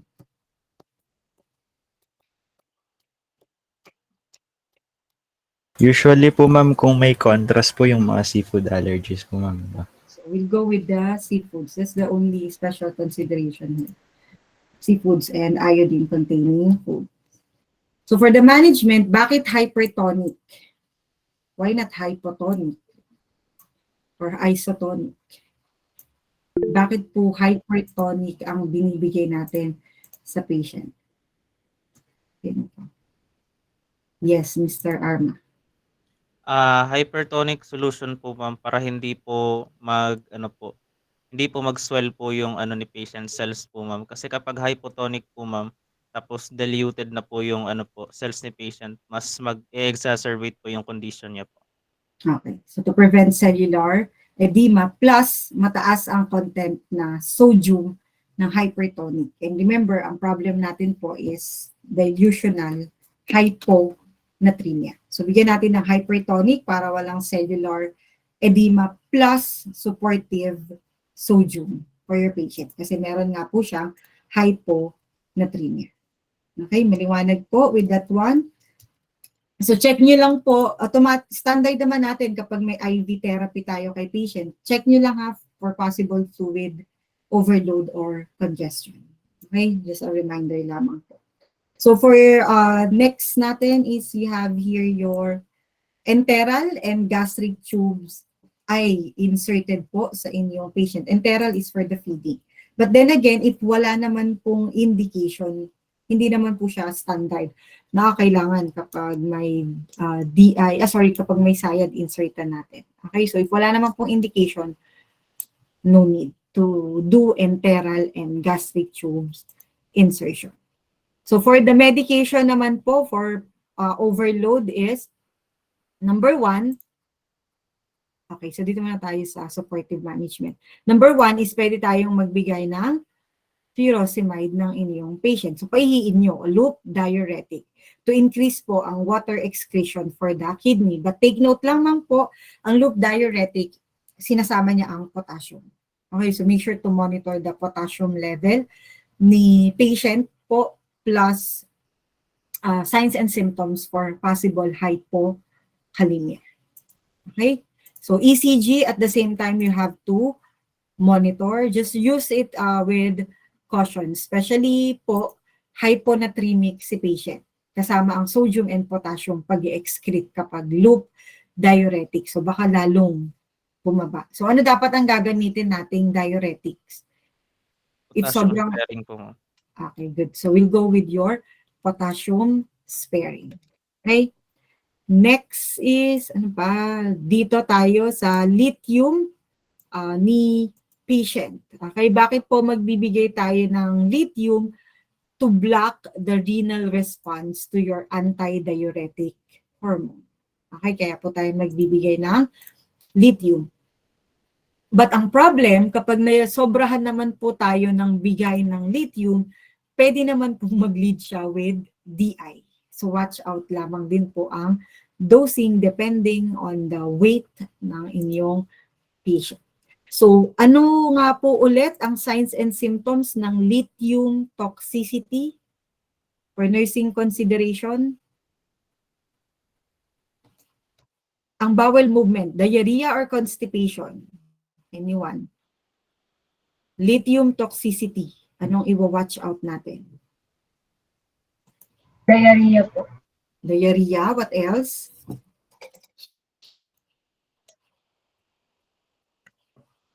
Vomiting po, ma'am. We'll go with diarrhea, yes. What else? Vomiting or nausea and vomiting, yes. Dehydration. Yes, dehydration. And yung metallic taste sa bibig ng inyong patient. So watch out for those signs and symptoms of lithium toxicity. Do we need to monitor the cardiac rhythm? Yes po, ma'am. So we'll go with ECG kapag nagtitake si patient na lithium. Okay, what else pa? I think that's it for your lithium. Last is we have here for your democyclocycline. Tetracycline, is it antibiotic or antiviral? Ano ba ang tetracycline niyo? Antibiotic po. Okay, this one is your antibiotic. Again lang din po to block the renal response ng antidiuretic hormone. So tetracycline is an antibiotic. If same mechanism of action, pwede po bang mag-cause ng diabetes insipidus? Yes. So watch out at the same time. Client education lamang or health teaching po for this patient is yeast infection. Okay, watch out po for signs of yeast infection. Paano nyo malalaman if may yeast infection? Saan natin i-check? Fungal. Kasi sobrang concentrated, sobrang tapang, potent ng inyong tetracycline. So, isusuppress yung inyong immune system. Basically po, affected. That's why conducive yung katawan natin for fungal infection. Sa bibig, ano pong indication na may yeast infection? Kapag po ba may white patches, ma'am, or... Very good, sir. If you have parang cheese-like or white patches to yellowish patches sa palate, ngala-ngala ng inyong patient. Okay, check note. Of course, hindi naman siya one-time use. It should be prolonged use ng inyong tetracycline para po magkaroon ng risk for fungal or yeast infection. Okay, take note white cheese-like film sa bibig, or usually sa ngala-ngala ng inyong patient. Okay, so how to combat those yeast infection fungal? Pa-taken nyo ng yogurt si patient. Okay? Ano pa? I think that's it for the nursing consideration ng inyong tetra. So wala naman pong collaborative management na kailangang i-refer kasi more on the fluids and antidiuretic hormones regulation po tayo. Okay? Kung magre-replace ng IV, make sure po watch out for fluid congestion because it could lead to water intoxication, cerebral edema at the same time, plus severe hyponatremia. Ayan. Water intoxication, cerebral edema, and severe hyponatremia. So, review yung concept natin ng fluid and electrolytes. Anong precaution ang kailangang i-initiate ninyo if you have severe hyponatremia? Change po sa mental status ng patient. Okay, aside po from that, precaution.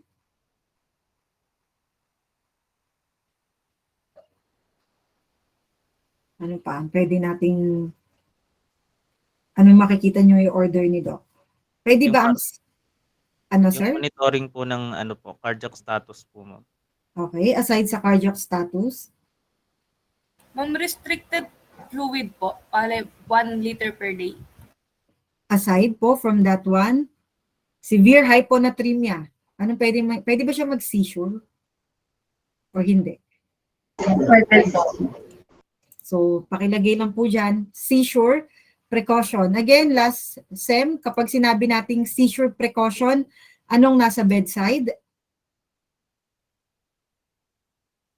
Yeah. Miss Cruz. Kapag sinabi nating seizure precaution, anong nasa bedside?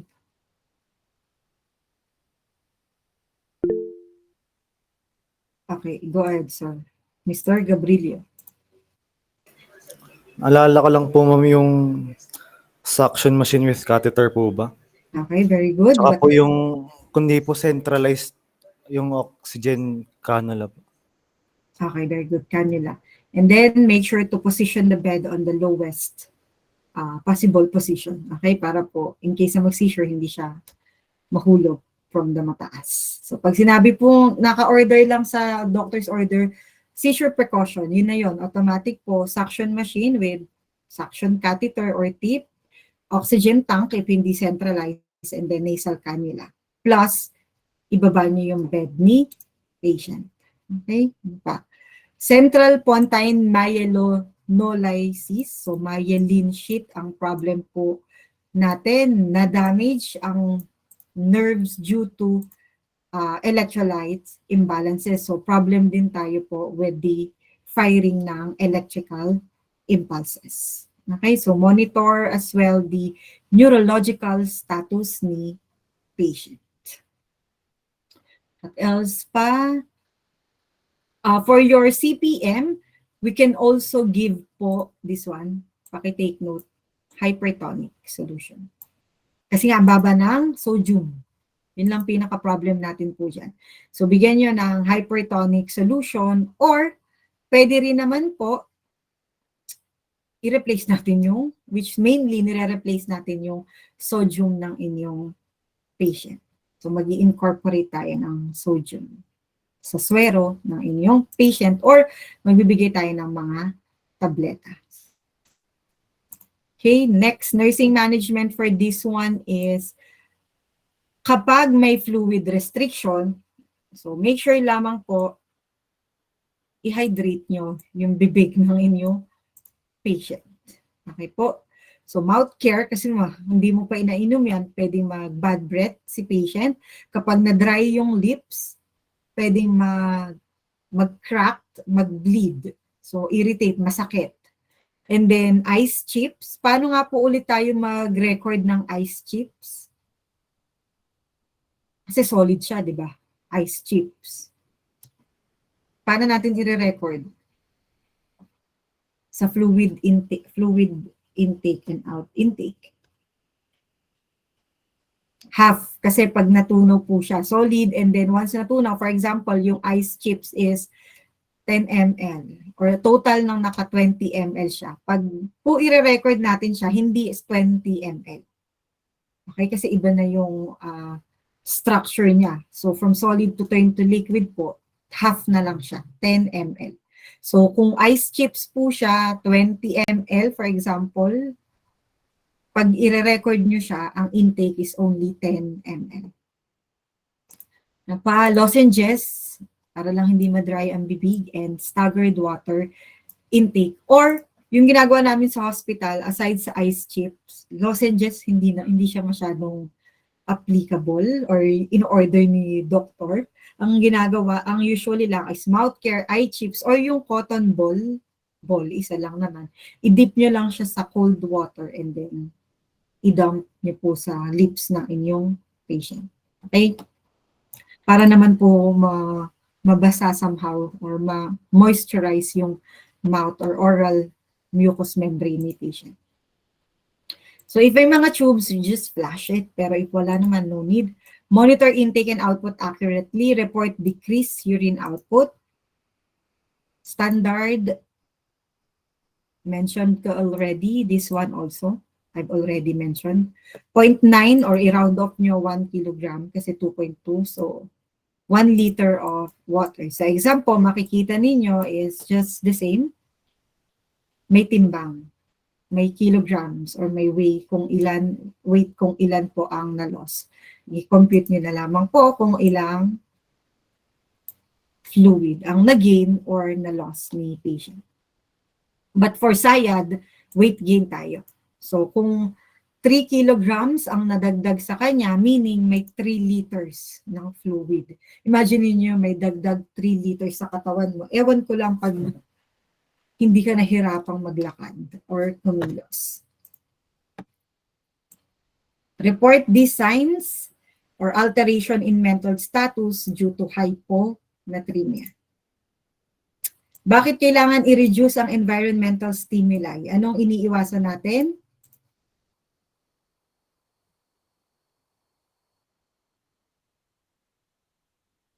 Mrs. Brenyo. Decrease or reduce, hindi nyo naman totally may eliminate yan, napaka-imposible nun. So reduce environmental stimuli, bakit? Ma'am, yung sa stress po ba?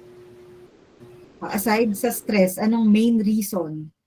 Bakit kailangan i-reduce ang environmental stimuli? Yes, sir. Arceo. Mr. Arceo. To reduce po yung risk ng seizure po, ma'am. Okay, good. To reduce the risk of seizure kasi again, hyponatremia.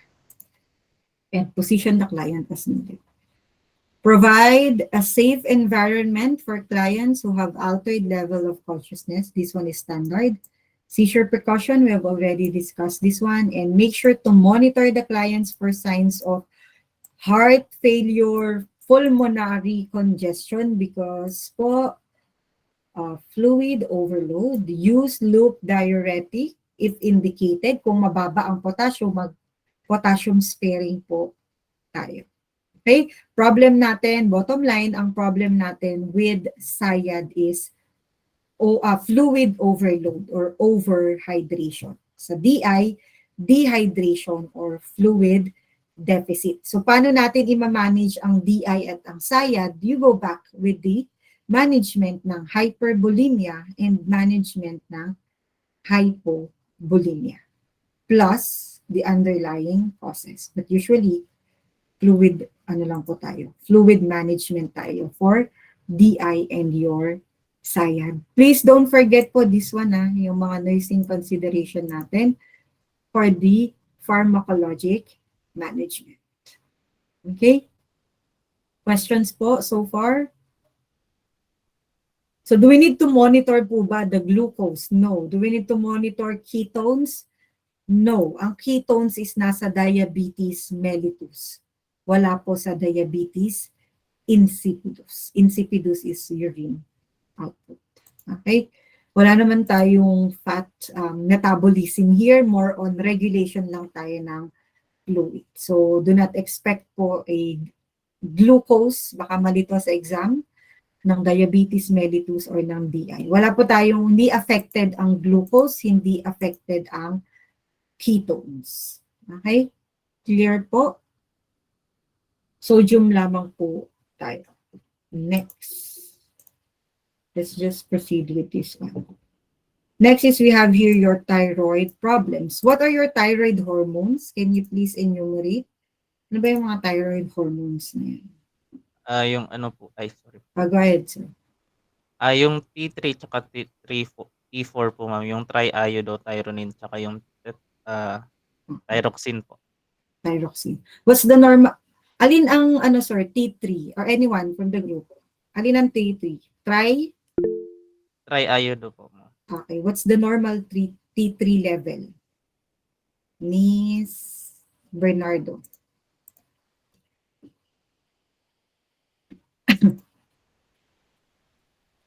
Ilan daw ang T3 natin?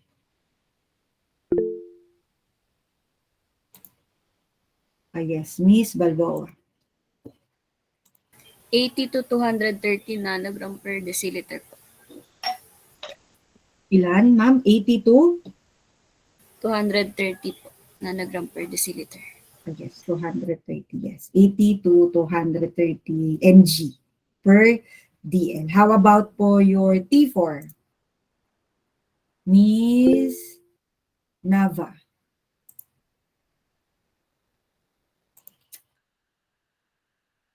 T4.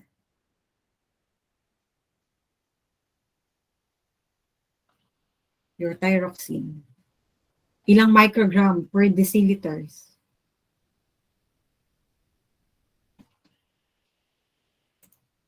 Ilan na? Sige, go ahead, ma'am, Miss Balboa. 5 to 12 po, ma'am. 5 to 12, yes. 5 to 12 microgram per deciliter. How about, included sa thyroid hormone nyo is your calcitonin. Okay? Before tayo mag-produce ang katawan, thyroid gland din nyo ng T3 and T4, meron po dapat muna tayong thyroid stimulating hormones. Okay? TSH. What's the normal TSH? Microunits per ml. Ang TSH nyo, from the word itself, thyroid stimulating hormone. So, ang TSH ang nag-stimulate para makapag-release ng thyroid hormone ang anong pituitary gland? Anterior. Okay? Baka malito kayo. TSH, anterior pituitary gland. Okay po? So, TSH, kailangan natin ng TSH bago po makapag-release ng T3 at T4 ang anterior pituitary gland natin. So, anong normal value ng TSH? Ilang microunits per ml? Miss Tubalinal. 0.5 to 5 microunits po. 0.5 to 5 or up to 6? Masyadong mababa yung 5. Okay. So, pakisulat po ha, 0.5 to 6 microunits per ml. T3, T4, you have your TSH. Hindi makakapag-release ng T3 and T4 ang anterior pituitary gland kapag wala kayong TSH, thyroid stimulating hormone. Paano makakapag-produce or ma-stimulate ang TSH kapag wala kayong TRH? What is TRH?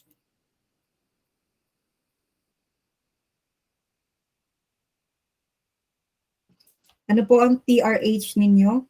Anong ibig sabihin daw? Thyroid ano yan? Thyrotropin releasing hormone po. Okay, thyrotropin releasing hormone. So usually same po siya ng inyong TSH. Okay? I think that's it for your thyroid hormone. So we have here number 1 disorder is your hyperthyroidism. Thyroid disorders, problem with T3 and T4. Okay?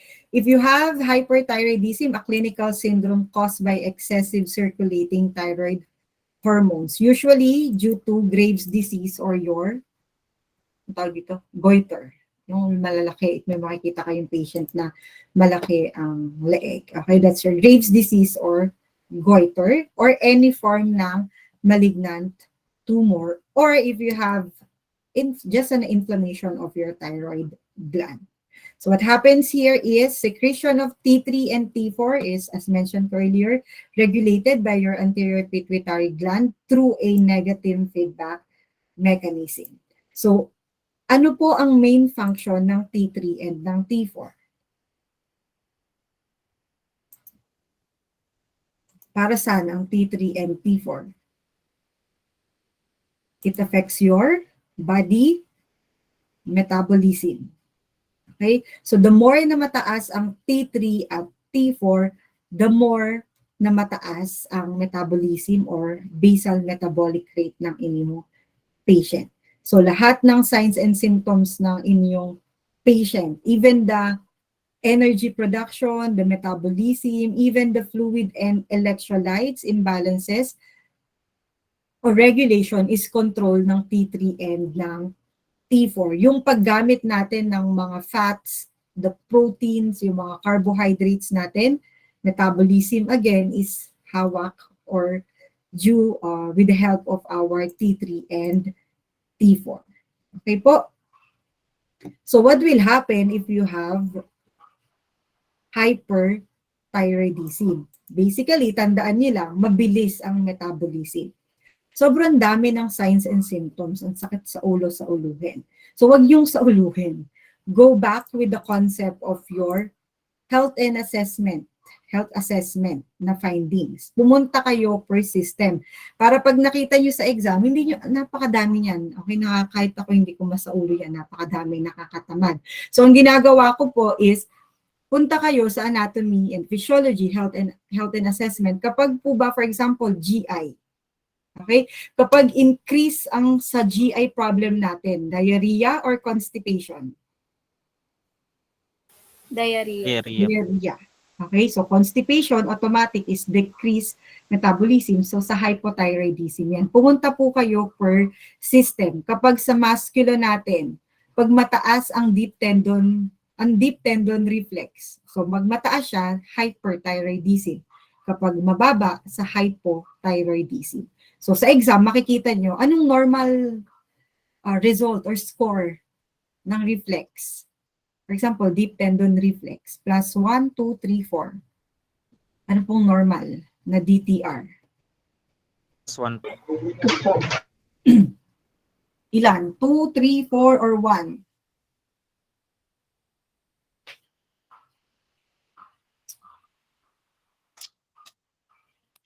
2. Ang normal po, di ba, sa last sem natin, pag nagbibigay kayo ng magnesium sulfate, affected ang tendon reflex. So 2 ay normal, brisk response. So if po hyperthyroidism, 4 ang nakita nyo sa exam, wala po kayong makikitang hyperreflexia sa exam. Ang makikita nyo is yung result. So if it is 4, mabilis increase hyperthyroidism.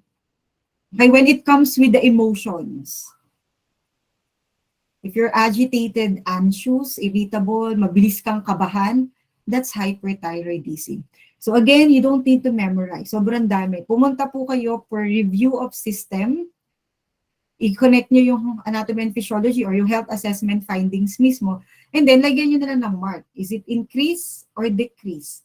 So kung we are asking for hyperthyroidism, pumili ka. Ilang araw ang may pataas or arrow up. Meaning, lahat ng yon for hyper. Or ilan ang lahat po pababa. Lahat yon for hypo. You don't need to memorize kasi sobrang dami. Okay, like this one. Sweaty, so kung pinagpapawisan ka, automatic that's increase. Kung hindi ka pinagpapawisan, that's hypo. Okay, problem with the metabolism. Pag sinuulo nyo po kasi yan, ang hirap, sobrang dami. Go back with the anatomy. Okay, and then check nyo lang po if it is an increase or decrease. Per system nyo siya. Huwag niyo pong sauluhin kasi sobrang dami. Since we're dealing with the hormones, lahat po ba ng system affected? Yes. At ang dami nung para sa uluhin, napakahirap. Okay po? So, but for reference, these are the signs and symptoms. So, weakness, easy fatigability. Bakit? Hypermetabolism. Okay? So, mataas ang oxygen demand. So, mabilis na dadigest, na may metabolize yung mga kinakain natin. So, if mabilis po ang pag-metabolize, mataba or mapayat kapag hyperthyroidism? Payat. Mapayat. Okay, so weight loss. If mabilis ang metabolism, heat intolerance or cold intolerance? Heat intolerance. Okay, heat intolerance. Okay, so these are the signs and symptoms. So if hair loss, of course, increase then. You have the Bruy sign over the thyroid gland, increase ang vascular structure. Yes, so Bruy sound ang maririnig nyo. Elevated systolic blood pressure, widened pulse pressure, and dahil nagpapalpitate ang inyong patient, sobrang increase ng metabolism. Pagdating naman po natin sa cardiovascular, increase din. So, meron kang S3. or murmur na maririnig po. Tachy, dysrhythmias, same. And usually, tachy-dysrhythmias, that's your atrial fibrillation, or it could lead to heart failure. So bottom line, lahat mataas. You just review po the signs, the review of system. Huwag niyong i-memorize. Napakadami niya, napakahirap i-memorize. Okay, so tingnan, lagyan lang po ng mark, increase ba to or for decrease? So that's it. Kung increase yan lahat, that's for hyperthyroidism. Okay ko, so kung lahat mababa, mabagal. Kung lahat mabagal, pang hypo po yan. Kung lahat mabilis, pang hyperthyroidism. Okay? So, for diagnostic test, TSH test, serum TSH test po ng pasyente ninyo is decrease in the presence of Graves' disease or yung goiter ninyo. It may be elevated in secondary or tertiary form of your hyperthyroidism. So, kapag naman po i-relate natin para mabilis yung transition pag-compare. If meron kayong hypothyroidism, meaning mababa ang T3 and T4, ano ang expected TSH? Mataas or mababa? Mataas. Increase po. Okay, so dapat po mataas. Okay? Kasi ang ginagawa niya ay magpo-produce ako ng TSH para ma-stimulate ko ang anterior pituitary gland maglabas ng T3 and T4. So that's why mataas ang TSH pero po mababa ang T3 and T4. In some cases sa hyperthyroidism, normal ang TSH pero mataas ang T3 and T4. Okay? So free thyroxine index and T3 if elevated, as I have mentioned. Thyrotropin releasing hormone stimulation test, failure of expected rise, this one in your TSH. Radioiodine, mentioned earlier, 1, 2, 3I, uptake and thyroid scan to check po for tumor or nodules. So same concept with our previous discussion sa MS1, may iodine, radioactive si patient. So bawal makipagsalamuha sa ibang tao unless zero na siya sa radiation. Okay, same lang po. I-123 is yung pangalan ng gamot na iinom ni patient. Okay? What else? So, let's proceed with this one.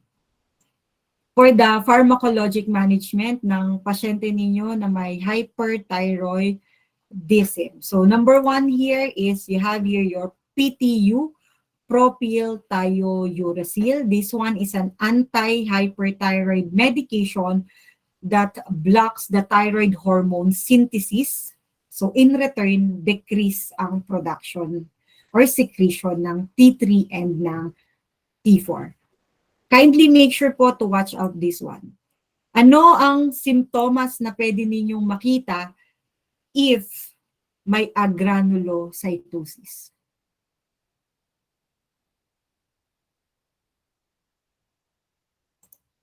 Anyone? Ano ba ang agranulocytosis? Saan mataas or saan mababa?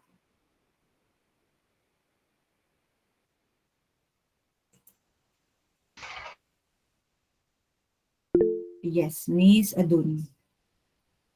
Mababa po yung number ko ng granulocytes po. Okay. Is granulocytes a part of WBC? Yes po, ma'am. So ano pong simptomas, Miss Adun, ikaw na rin, ang pwedeng i-complain or kailangan yung i-watch out? Pwede pong ayun po. Sige, Miss Adun. Pwede pong magkaroon ng fever yung patient since mababa nga po. Chills, dahil din po dun sa fever.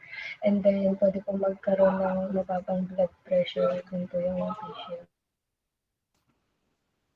Okay. Not necessarily, masyado nang malayo yung blood pressure. Doon lang tayo sa signs ng infection. So, fever or may bruising, pwede rin. Or yung kaninang binanggit natin is your sore throat. Okay, so watch out. Same with your metimazole or your tapazole. So watch out for leukopenia, thrombocytopenia, or your cytosis. So it should be taken with meals kasi pwede po siyang mag-cause ng GI disturbances. Immediately report po ha kapag may fever and sore throat. Signs of infection po iyan. Delikado po kay patient. Baka magkaroon tayo ng thyroid storm. Okay? So, methimazole is just the same.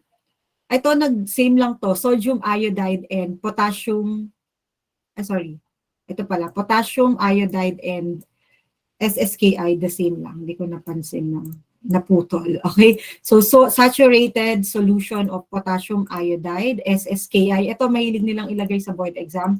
Please make sure to take it with straw. Kasi nakakanilaw siya ng ngipin.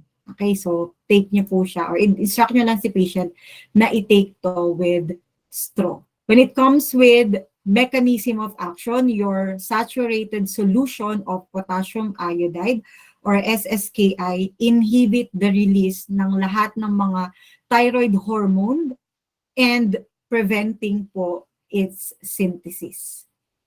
SSKI. So, hindi po siya pwede for long-term use. Short-term use only lang po ang inyong SSKI. And katulad ng naka-indicate here, it should also be given 1 hour after po mag-PTU or tapazole ang inyong patient. Okay? Next. Another pa pala is, ito. Yun. Bawal siya sa pregnant. Okay, sorry for that. Hindi po siya, nagko-cross siya ng placental barrier, so bawal po siya sa pregnant patient. Okay, contraindicated po ha for pregnant patient. What else? So bakit tayo nagbibigay ng beta blockers? Propanolol or Inderal ang common dito. Anong tinitreat or minamanage ng Inderal niyo? Beta adrenergic blockers.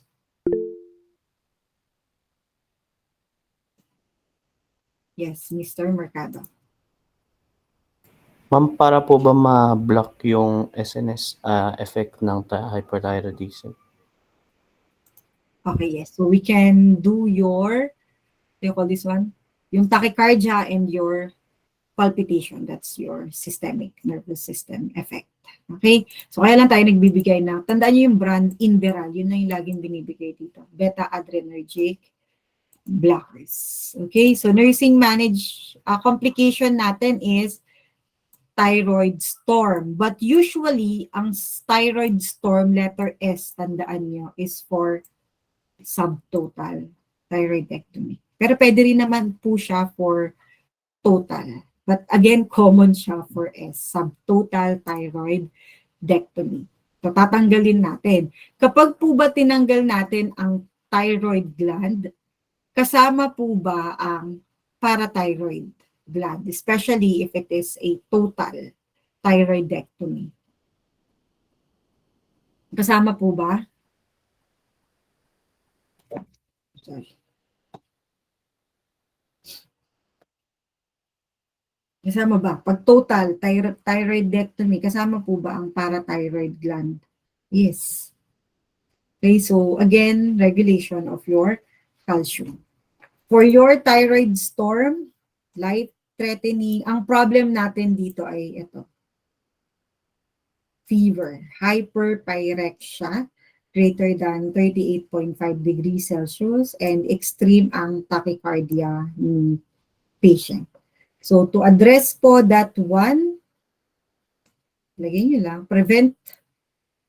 improve heat loss ni patient. Okay? So, hypothermia, mattress, ice packs, i-give lang. Do not give salicylate. Okay? It is not used because they displace the thyroid hormone from binding proteins, thus worsening po the hypermetabolism. So, lalo mag-i-inflare or mag-e-exacerbate yung signs and symptoms ni patient. So, since increase ang metabolic demand, lagyan nyo lang ng oxygen. Arterial blood gas should be measured as well. And IV fluids containing dextrose are given to replace liver glycogen stores that have been decreased in the patient who is hyperthyroid. And then the rest po would be I've already mentioned, nursing consideration for pharmacologic management. So just in case or problem with the adrenal insufficiency, we could give your corticosteroids, your hydrocortisone, prednisolone, methylprednisolone. So we can give this one. And make sure to watch out po for the cardiac status ng inyong patient. For thyroid storm. Ang keyword nyo sa thyroid storm is sobrang taas na BP, sobrang taas na pulse rate or heart rate, and alteration with the mental status. Kasi sobrang taas na din po ng thyroid hormone ng inyong patient. Sobrang bilis. Okay? Ng metabolic demand. Kaya ang taas ng temperature. I remember we've already discussed the management for thyroidectomy when we discuss your hypocalcemia, calcium electrolytes imbalance. So it's just the same, kindly review. And I've already mentioned as well po, the radioactive management. So that's it for your hyperthyroidism. So if parallel siya ng hypo, ang problema lang po, let's just run through. Ang problema lang po dito is mababa ang T3 and T4 pero mataas po ang TSH. Sa hyperthyroidism, pwedeng mababa ang TSH or pwedeng normal po ang TSH. So if ang hypothyroidism ay infant, we call it cretinism. If it is children, we call it juvenile. Kapag adult, the regular hypothyroidism. Wala naman pong pinagkaiba. And same goes with the signs and symptoms. You don't need to memorize. Go back with the concept of anatomy and physiology, and then alin dyan ang increase, alin dyan ang decrease. Okay? So, kung hyperthyroidism ka, vasoconstriction ba, ang taas ng metabolism mo, so namumula-mula ang skin mo kasi mainit-init ka. Kabaligtaran po kapag hypo, pale skin, decrease ang circulation. Okay? So, we will continue with the management and diagnostic reading next week. So, we will end our discussion here. Before we continue our discussion, next Monday, we will have your post-test or quiz. Basically, not pre-test and post-test. Okay? So, it will include po, sa thyroid lang tayo. So, it will include yung DI, SI, hypo, Cushing, Addison's, and DM. So, parang post-test na po siya. Multiple choice, I think that's 20 or 25 items. Okay po? Questions with that one? And then, once na we're done with that, mag-start na tayo with, ano to? We will, bakit ito? So, we will start po with your presentation. Okay, questions? Bakit nakalagay nagsisend daw yung video? Yes, Miss Kayobi. Sorry, Wednesday. Bakit naman? Lagi na walang, anong meron? Updated si Miss Kayobi. Excited.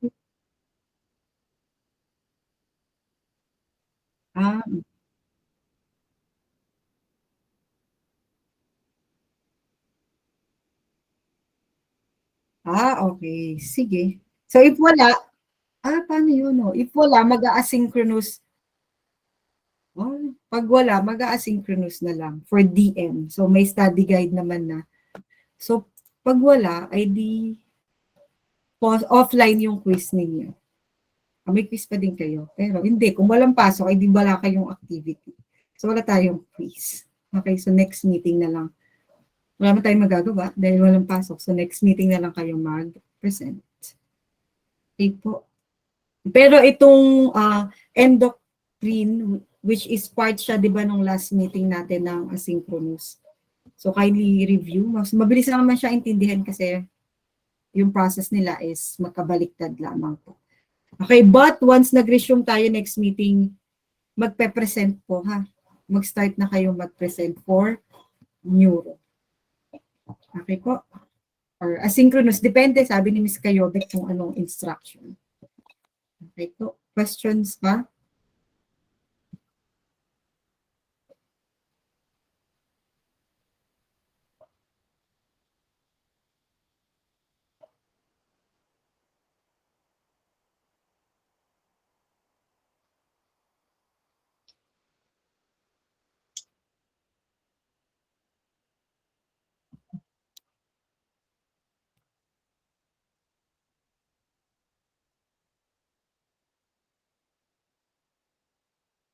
Sa Cavite lang.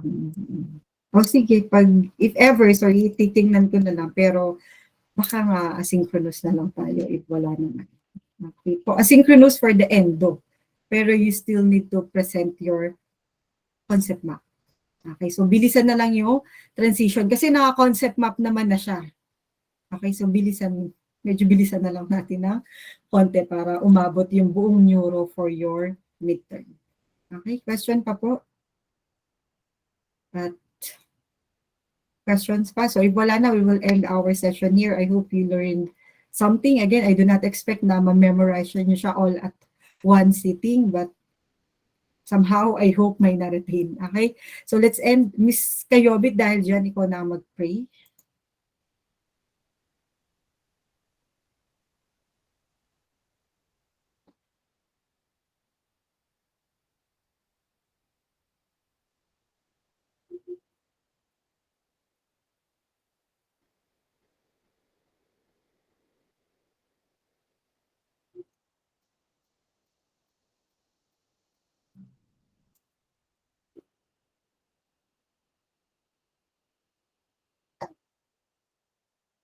Okay, thank you so much po. Bye. Thank you, ma'am. Thank you po, ma'am. Bye. Thank you po, ma'am. Thank you po, ma'am.